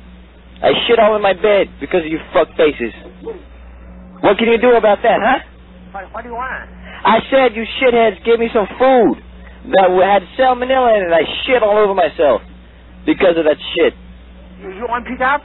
No, dickhead, I told you gave me some fucked up food. What the food? Some fucked up food, shit face. Look here. Are you listening? What? Okay, now what the fuck did you put in the fucking food? Fucking food? The fucking food, piss brain. You fucking asshole. Listen, open your fucking ears. Get that earwig out of there, alright? I know habla English, shit face. Yeah, you say slow down? I said, look, shit. You gave me some poisoned food or something. I was eating the fucking food, right? And when I started digesting it or whatever the fuck, I had the fucking runs. And I got sick because of the shit. Who you order? Oh, what? Who you order? I didn't order shit. Oh, what did I order? That's what the fuck you're asking me? Yeah. Something like beef lo mein or some fucked up shit. I don't know what the fuck it was. Some of that. Who you ordered yesterday? I ordered yesterday. Okay, you can go to hospital and say doctor and I have insurance. I give you. Yeah, and I shit on myself. I didn't go to the hospital. I just shit all over myself. And I have insurance. I give you insurance company name. You can. Look here. I can't understand what the fuck you're saying. You gotta have to slow down or something. I tell you, if you something wrong, you can go to hospital and ask doctor and. Oh, you want me to go to the hospital, huh? And I have insurance. I'm not sick anymore. I'm fine now. I just shit on myself and I'm pissed off. I just want to let you fuck faces know. Okay. Yeah. I'm sorry. Okay. That's all right. Okay. I know you. Okay, that's fine. Look. I'm sorry. I don't want to have any hard feelings or nothing. I'm sorry. It's maybe something. Yeah. Okay. Hey, we'll talk to you guys later. Okay. All right. Thank you. Okay. Bye. And we're back. And that was that was a prank call from Gene McAlpin, somebody who calls themselves Gene McAlpin, who is new to our hosted pranks page over at KDKprankcalls.com. So welcome to him. Many of his calls are very reminiscent of Frank Rizzo and Saul Rosenberg, but I weeded through them and I picked out the least stupid ones and I posted them up on the hosted pranks page. Out of about 30 calls, I posted 5 or 6. So I saved you guys some trouble by doing that for you. I hope you appreciate that. And I'm still here. And that was a long break, so I pounded a lot of beers. I'm on my last beer right now. This is going to be my last beer of the night. This will be beer number... Let me look. This will be beer number 7, and that's it. And after that, I'm shit-faced. If I drink any more, I'm going to pass out and puke. So 6 beers is wow. When's the last time I drank 7 beers on the air? Hang on.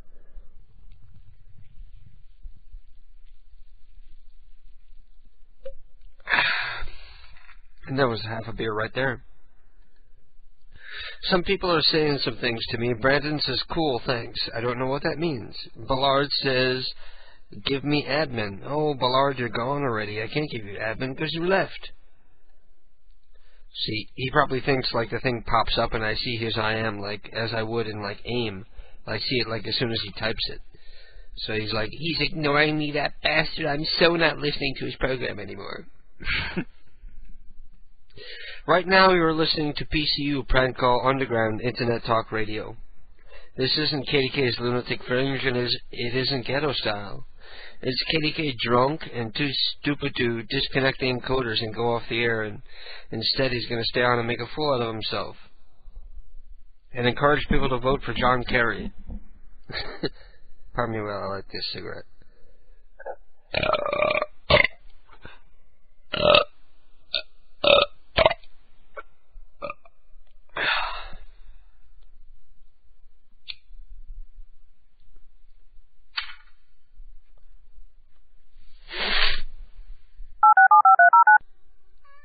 Oh, that was a weak one. You can do better than that, Mousy. Give me a big one. Wake up a little. Good, that's better.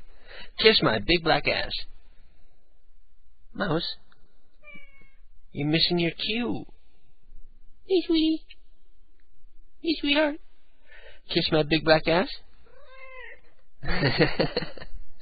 I love my kitties. I'm an animal lover. I talk all angry and mean on the air, but I really am a softie. Because I love my kitties.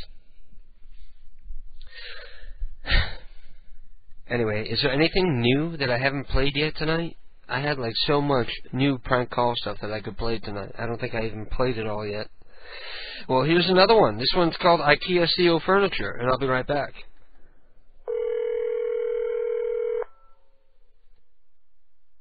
Hello?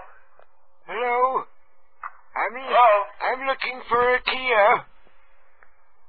What? I'm looking for a Kia. I need... Hello? Yes? I need to buy some furniture. Hello? You got the wrong number. Is this Mr. CO? Yeah? Jill gave me your number. How are you doing? Who gave you the number? Jill. She has an alias. Huh? Sometimes she'll go by the name of Myrtle. Well, listen, anyway, she wanted me to give you a call because she said that you were the man to talk to sand my end tables. I don't know. Not familiar with that. Maybe, See, the cats come in here all the time, and I live alone. And I'm 87 years young, and I have several cats, and they come in and they scratch on my furniture. So if you just sand it down and refinish it, it'll be just like new, because, you know, I can't afford a whole new set of bedroom furniture, and I'm embarrassed to have ladies over. Yeah? Who gave you... who are you calling, by the way? Yeah, I'm not a furniture store. Oh, isn't this IKEA furniture? No, it is not. Jill gave me this number. She said IKEA furniture, and she wanted me to talk to Akio Seal because he was a very nice man who helped her greatly. Oh, no, I had nothing to do with IKEA furniture. Do you know Jill? Is she an acquaintance of yours? Jill? Jill, it's Jill, and believe me, you'd remember her because she has throat cancer and a hole in her throat. She speaks with an electronic voice box. No, I think you got the wrong number. I'm not familiar with that at all. Okay, well, I'm sorry to bother you. All right. Bye.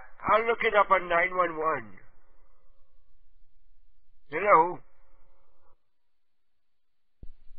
Maybe I ought to take the moment here to do the group smoking moment, because it's very late in the program. I probably ought to have done this earlier.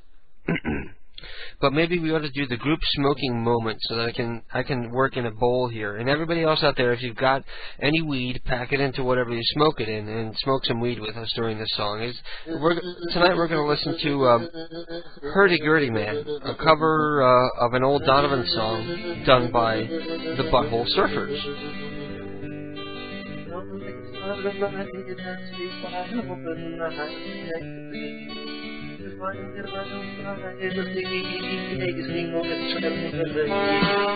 And there's no problem with my audio. That's just the way the song is. If you listen to the original song, it sounds a lot like that. They use the same sort of like vocal in and out effect that they did on Crimson and Clover for the song.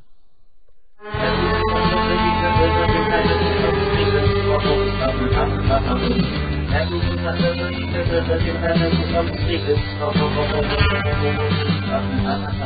I got my bowl already packed. If you're smart, you do too.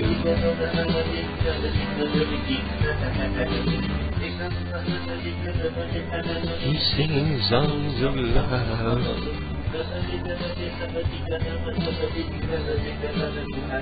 Pardon me while I smoke my weed on the air here. Hopefully the cops aren't listening.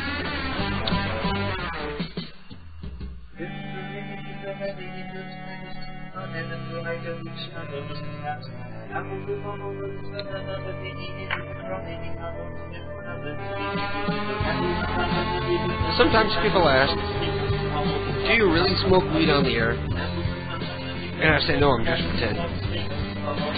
I don't endorse drug use of any kind whatsoever. Nobody should ever do anything. Ever.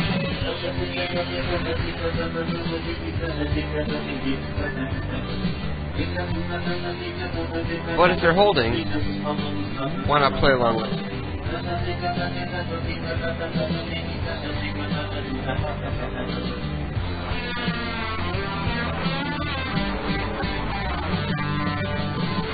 Wow. And that was beer number 7. And I'm done. I'm cutting myself off for the night. Cool boy. Wow.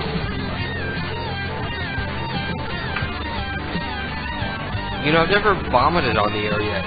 I've belched and farted and everything else. I mean, I've never vomited.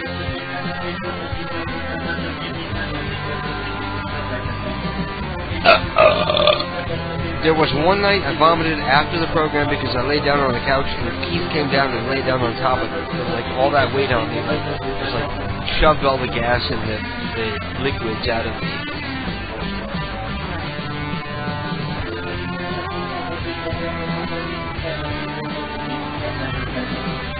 And there was one time I ended the program, I had sex, and then I puked. Because just from the act of having sex, like all the jostling my stomach took, like shook everything so much that it had to bubble out somewhere.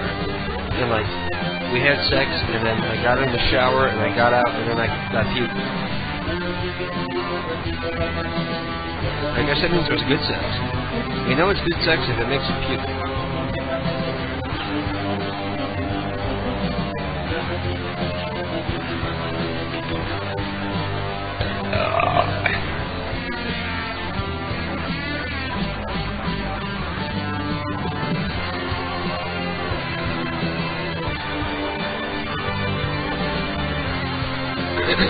Maybe there's a few of you out there who could join me in a shot.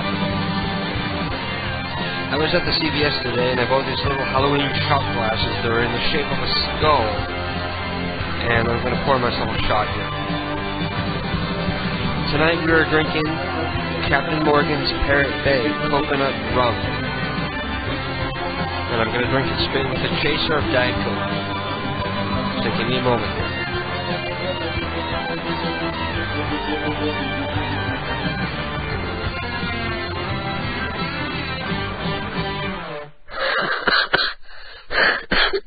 I always do that. You know, you always get that, like, after you take a shot, you're like, my insides are on fire. Why did I do that to myself? Okay, now I had 7 beers on a shot, so I guess I'm done for the night. I'm cutting myself off. Now I'm completely liquored up, and I have no idea what's going to happen next. Do I stop the encoders, or do I ramble on and say all sorts of stuff I'm going to have to apologize for tomorrow that I won't even remember? Just everybody who I am to me tomorrow, I'll be like, I'm sorry. Before they say anything, I'll be like, I'm sorry. I don't remember what I did, but I'm sorry. Ooh, that was a wet one. That was a burp, a vomit burp. Yeah. That song wasn't long enough because I want to take another hit of my bowl here.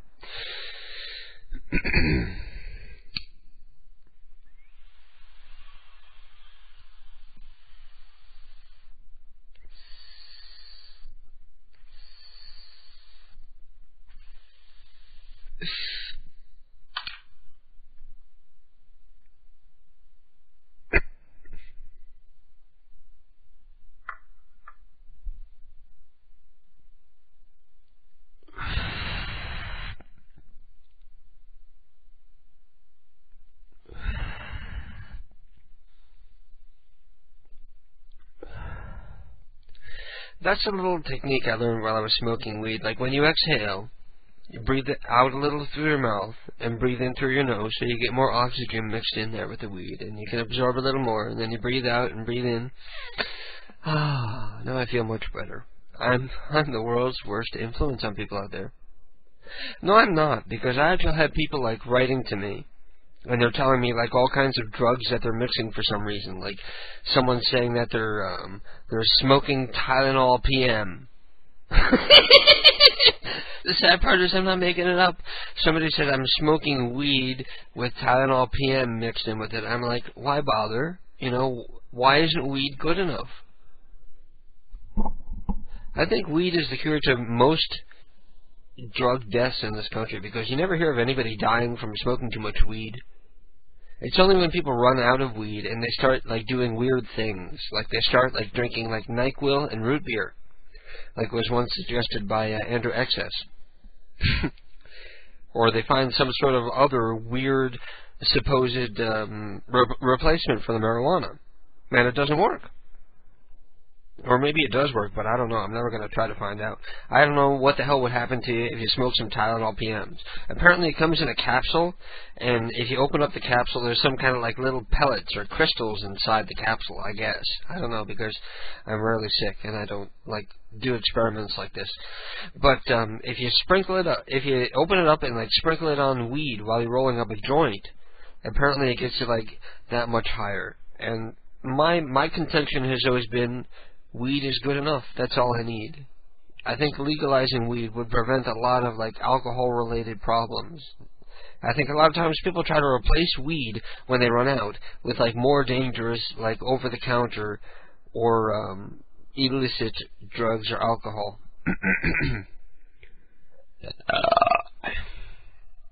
You know, we could pull this country out of debt overnight. Imagine if you could walk into a store and buy a pack of 20 marijuana cigarettes. Even if it cost you like $50, it would still be worth it.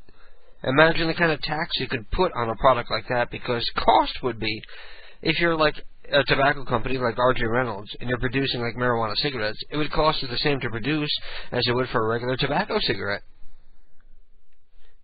And you'd be able to control the quality and everything like that. So if you bought a pack of, like, marijuana cigarettes, it wouldn't be unheard of for it to it wouldn't be like, what's the word? It wouldn't be unreasonable for it to cost $20 for one single pack. So imagine the kind of taxes you could get off of that. If the cost of producing the thing is $2 or $3, and you could tax it till it gets up to $20 and people would still buy it, we could pull this country out of a fucking debt and stop locking people up for selling weed, for Christ's sakes.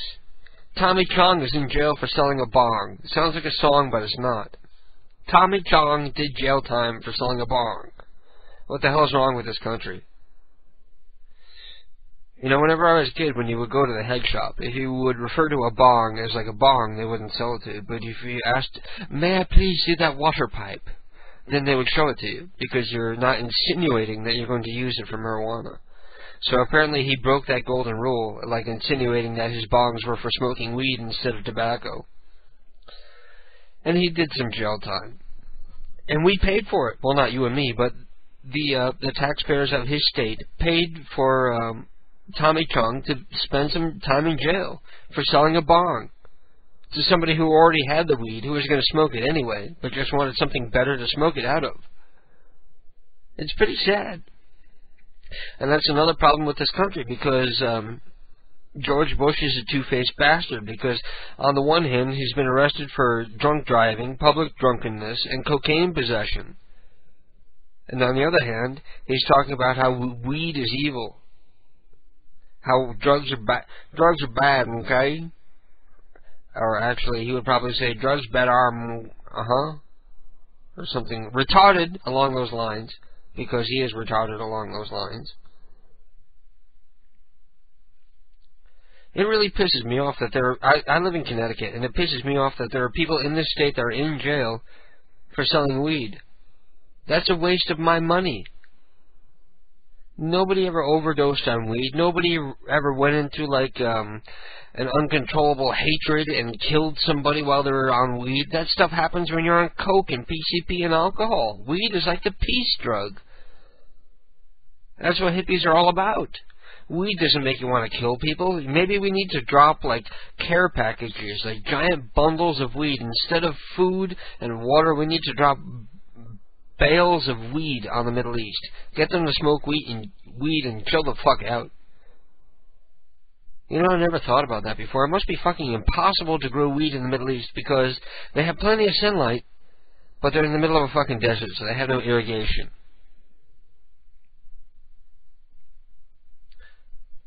I don't know, every time I think about it, I think, you know, if I lived in the middle of the desert, I would be miserable and want to die, and want to do it spectacularly myself. You know, if you're going to off yourself, you might do it in a spectacular way. You might make it worthwhile, memorable, you know, creative somehow.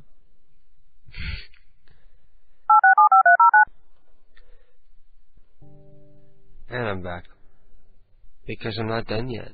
Most people are tuned out by now, you know. They think I've gone to bed for the night, but I don't have to work till late tomorrow. And I would be up until like 5 in the morning anyway, even if I were to go off the air right now.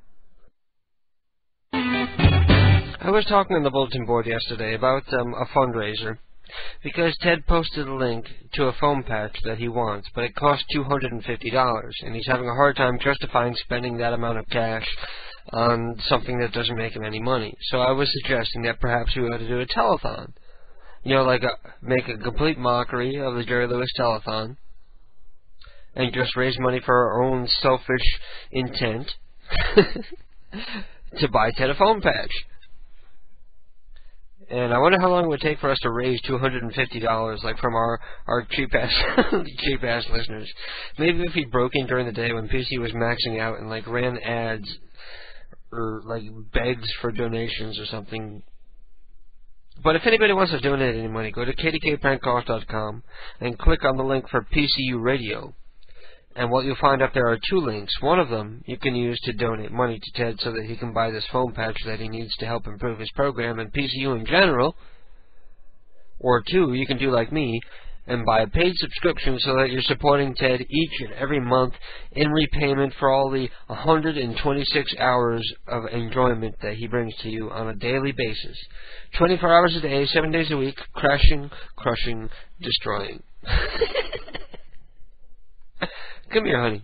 Come on back. Oh, I feel bad now because the cat ran up to me and, like, meowed and did, like, a little purr meow and was waiting for me to pet her. And I was in the middle of talking, so I ignored her, and now she ran away, and I feel bad.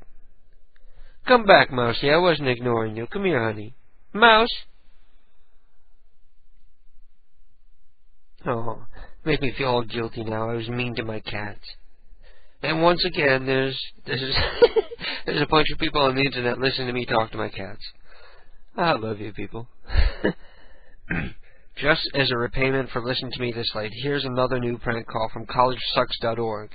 This one is called Met Online.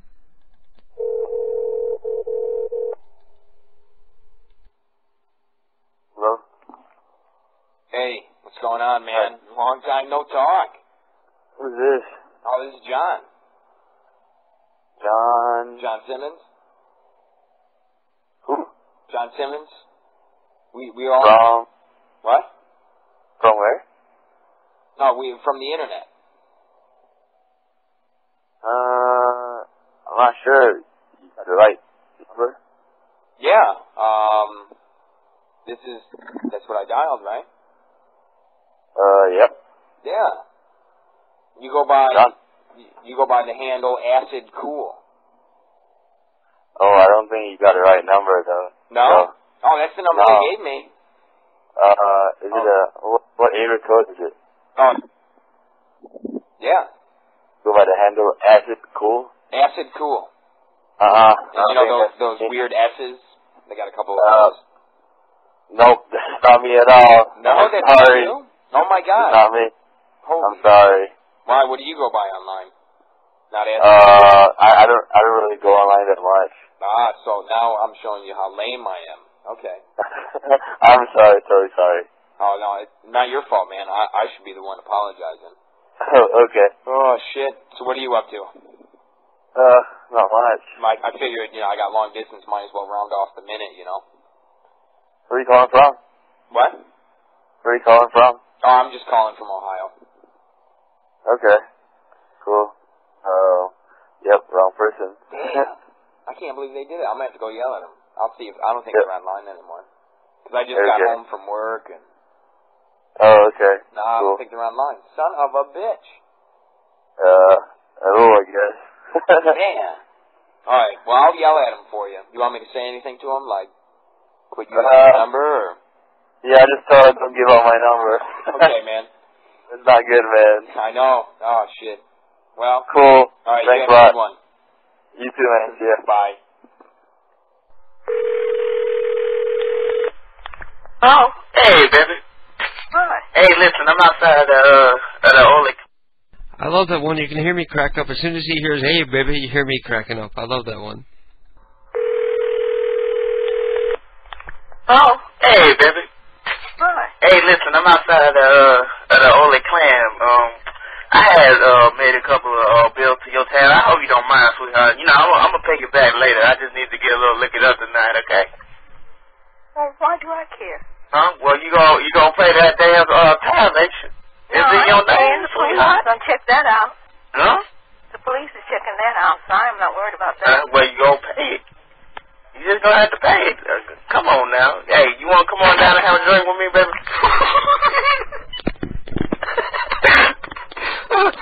You hear me crack up right from the get-go. I'm sorry. You said hello, baby. You just cracked me up. Man. That was great. Yeah, and that was wrong again. RP Rising Prankster, Smartass, the many names, several of the many names that he goes by. Very good. Except that the one black incident, the one dark spot on Ghetto Styles history, where they accidentally made a bomb threat to an internet cafe. Inadvertently made a bomb threat to an internet cafe. That's actually one of the most funny calls I've heard. I wonder if anybody has that. Can you send it to me? We can laugh about it now. We were all like nervous and scared at the time. Like, holy shit, what's going to happen? If they decide to pursue this, they can really get us in trouble. But luckily they didn't, and we ended up not getting in any trouble at all, whatsoever. Yay. Let me see how many people are listening, see if it's worth it for me to stay on. There's 39 people still listening, so I don't know, should I stay on? You guys are just gluttons for punishment. You guys don't know when to tell me to stop. In the chat room. Let me see if there's Z's in the chat room. Man, there's only 19 people in the chat room. Damn, everybody get in there. Come on back in. You know, I leave for a couple minutes and everybody's gone. The conversation stops whenever I leave because that's the kind of person I am. I'm just scary cool like that. Plus, I listen to music like this. Because I'm on, damn it! Gimme!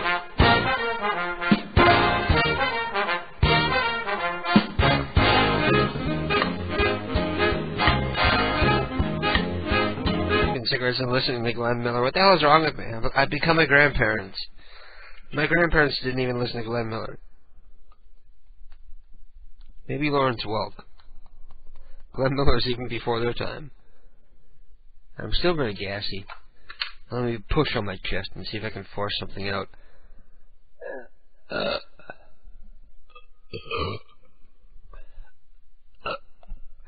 need someone to pat on my back and burp me.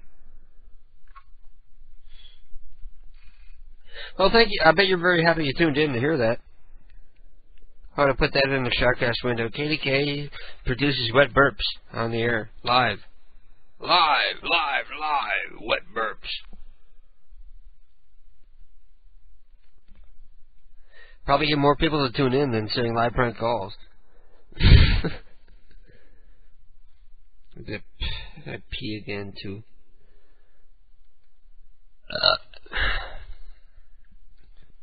I got a ton of new mail. Why do I have... You know what? Maybe I'll play that second Sean Ward song because I only played the first one. That's cool. That's a cool little bonus for people who tuned in late. They can hear the second Sean Ward call or Sean Ward song, and it's called Widow. Whatever it is, it's called Widow. Let's go back. Hey KDK, love the show. I used to be able to listen to PCU in several incarnations of prank call streaming radio before my company installed a new firewall. I live on the West Coast, so your show starts at about sunset, and I'm usually in the office on Saturdays. But with the new firewall set up, I can no longer access any streaming radio except your archive shows, which for some reason circumvent the filters. Huh. They must not have it set up to block M3U files. Lucky for you. I appreciate the service in putting these here. Thank you.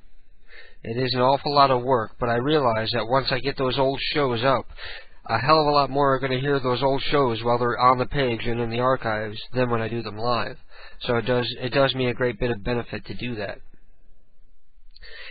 Since I know you have a curiosity about this, I found your show through Winamp about a year ago. I was pleasantly surprised when the stream began simulcasting your show as it began on Saturdays. I have been listening ever since. I was a bit nervous when you almost quit the show. Yeah, that was a little over a year ago that I first quit the program. I'm sure it's not the last time. That's why I call it the first time. It's the only real time that I've ever quit the show.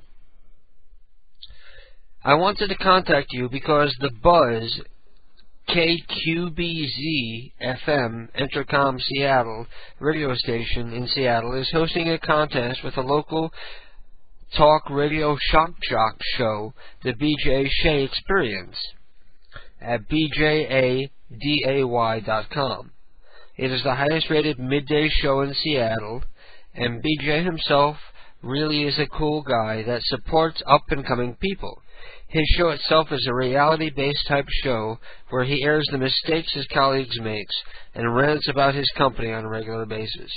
They are conducting a contest called American H-Hole, derived from American Idol, and was originally conceived for band talent where they can get free airtime and the winner gets a CD deal or some crummy trophy. However, they changed the contest this time for radio shows. He will give interesting radio shows a shot at the big time in Seattle, and the winner wins their own show on The Buzz 100.7 FM. I thought of you when I heard this, and think your show would definitely fit this criteria. However, I don't know the legal issues of doing pranks on air. However, I think you have a lot of horsepower to do many other topics, as much of your program is enjoyable to listen to when you're just speaking your mind. The only caveat would be you may need to come all the way over to Seattle to do the contest, and if you win, the show will probably require you to be aired from Seattle as well. I highly recommend you at least take a look at the contest criteria. It is a once-in-a-lifetime opportunity, without doing any real footwork of getting on the air. BJ himself is a transplant from the Boston area, so he shouldn't be opposed to an out-of-towner. So don't let that dissuade you. His website is www.bjaday.com from Miss Earbuds. And that would be great.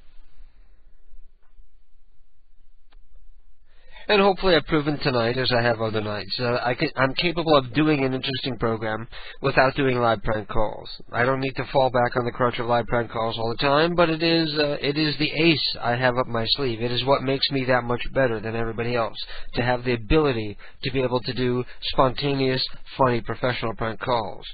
A lot of people try them, but they can't do them right, and if they pretend to do them right, they're usually pre-recorded.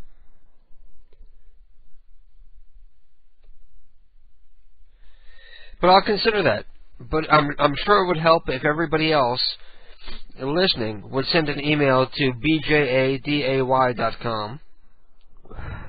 I'm sure if you go there you can find an email address where you can send them an email, bjaday.com, and send them the link to the Lunatic Fringe page and tell them that I have the best goddamn show in all of Internet radio. And I do believe that. I've listened to a lot of Internet radio, and I can't think of anything I would rather listen to than my own program. Sort of makes it less tedious to edit the programs, too, I guess, because I enjoy them. Even when I don't do the pranks, even when it's just you guys calling me, or me reacting to you guys in the chat room, it's still fun, spontaneous, creative, funny, everything it ought to be.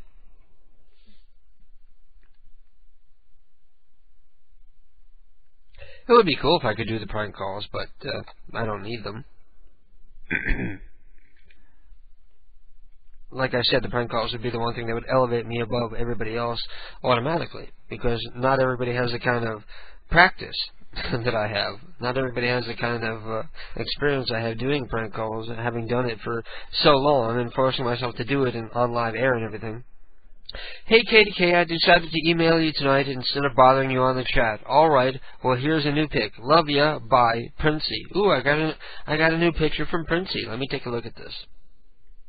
Because I'm a pervert. I want to masturbate to pictures of my fans, so everybody send me your picture. Hello, Princey. Very nice. Some pictures in the background. Very nice, Princey. Nice boobies. You got a nice C cup there.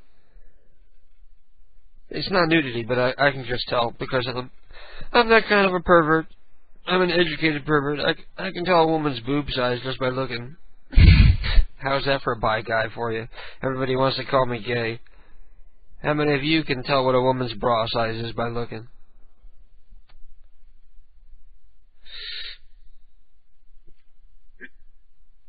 Suddenly I feel like a creepy, dirty old man. Anyway, I'm going to let you go with that. With that, I'm going to let you go. I'm going to get out of here. I'm going to go take myself a leak, and I'm going to come back to the chat room, and I'm going to hang out with my people for a little while. So if you want to pop in and talk to me, you can go to kdkprankcalls.com and click on the link for the chat room, and I'll be KDK in there, of course, naturally.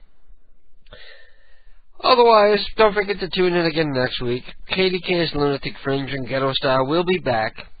I tried to fill in here and try to make up for the fact that there were no live programs going on tonight, and hopefully I did a fairly decent job because I seem to hold a pretty decent number of listeners throughout. So anyway, thank you all for listening. I love you all. Don't forget to tune in again next week. The fun starts at 10 p.m. Eastern Standard Time. I love you all, and I really mean that. I really do. Stay beautiful.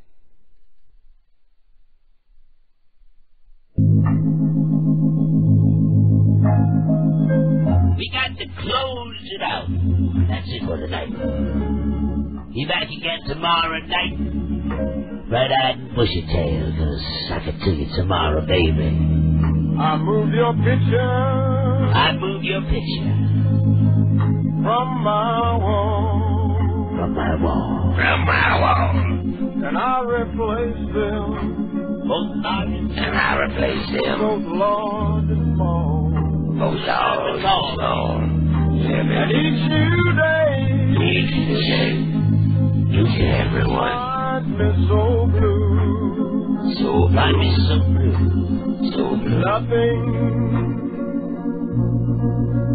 takes the place of you. As remember, nothing takes the place of nothing can ever take the place of you, baby. I read your letters. I read your letters. Each and every one. One by one. By one.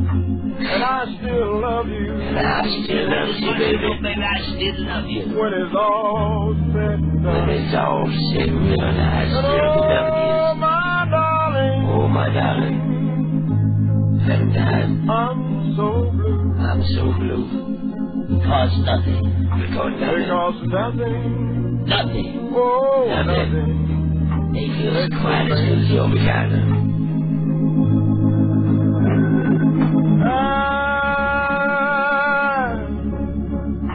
I write this letter.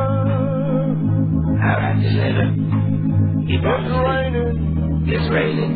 On my window pane. As the moving finger writes.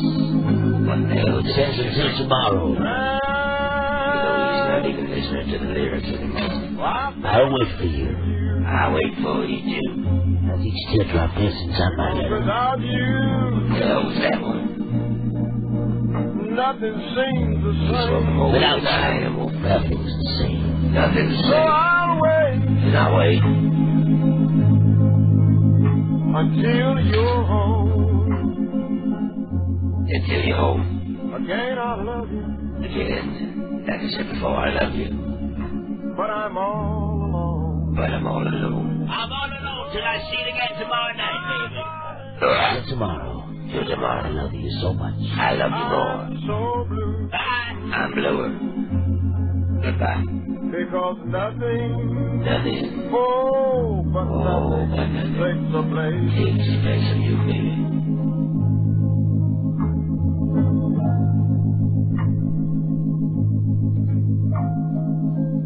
Thank you all for listening. I love y'all. Tune in again next week. And stay beautiful.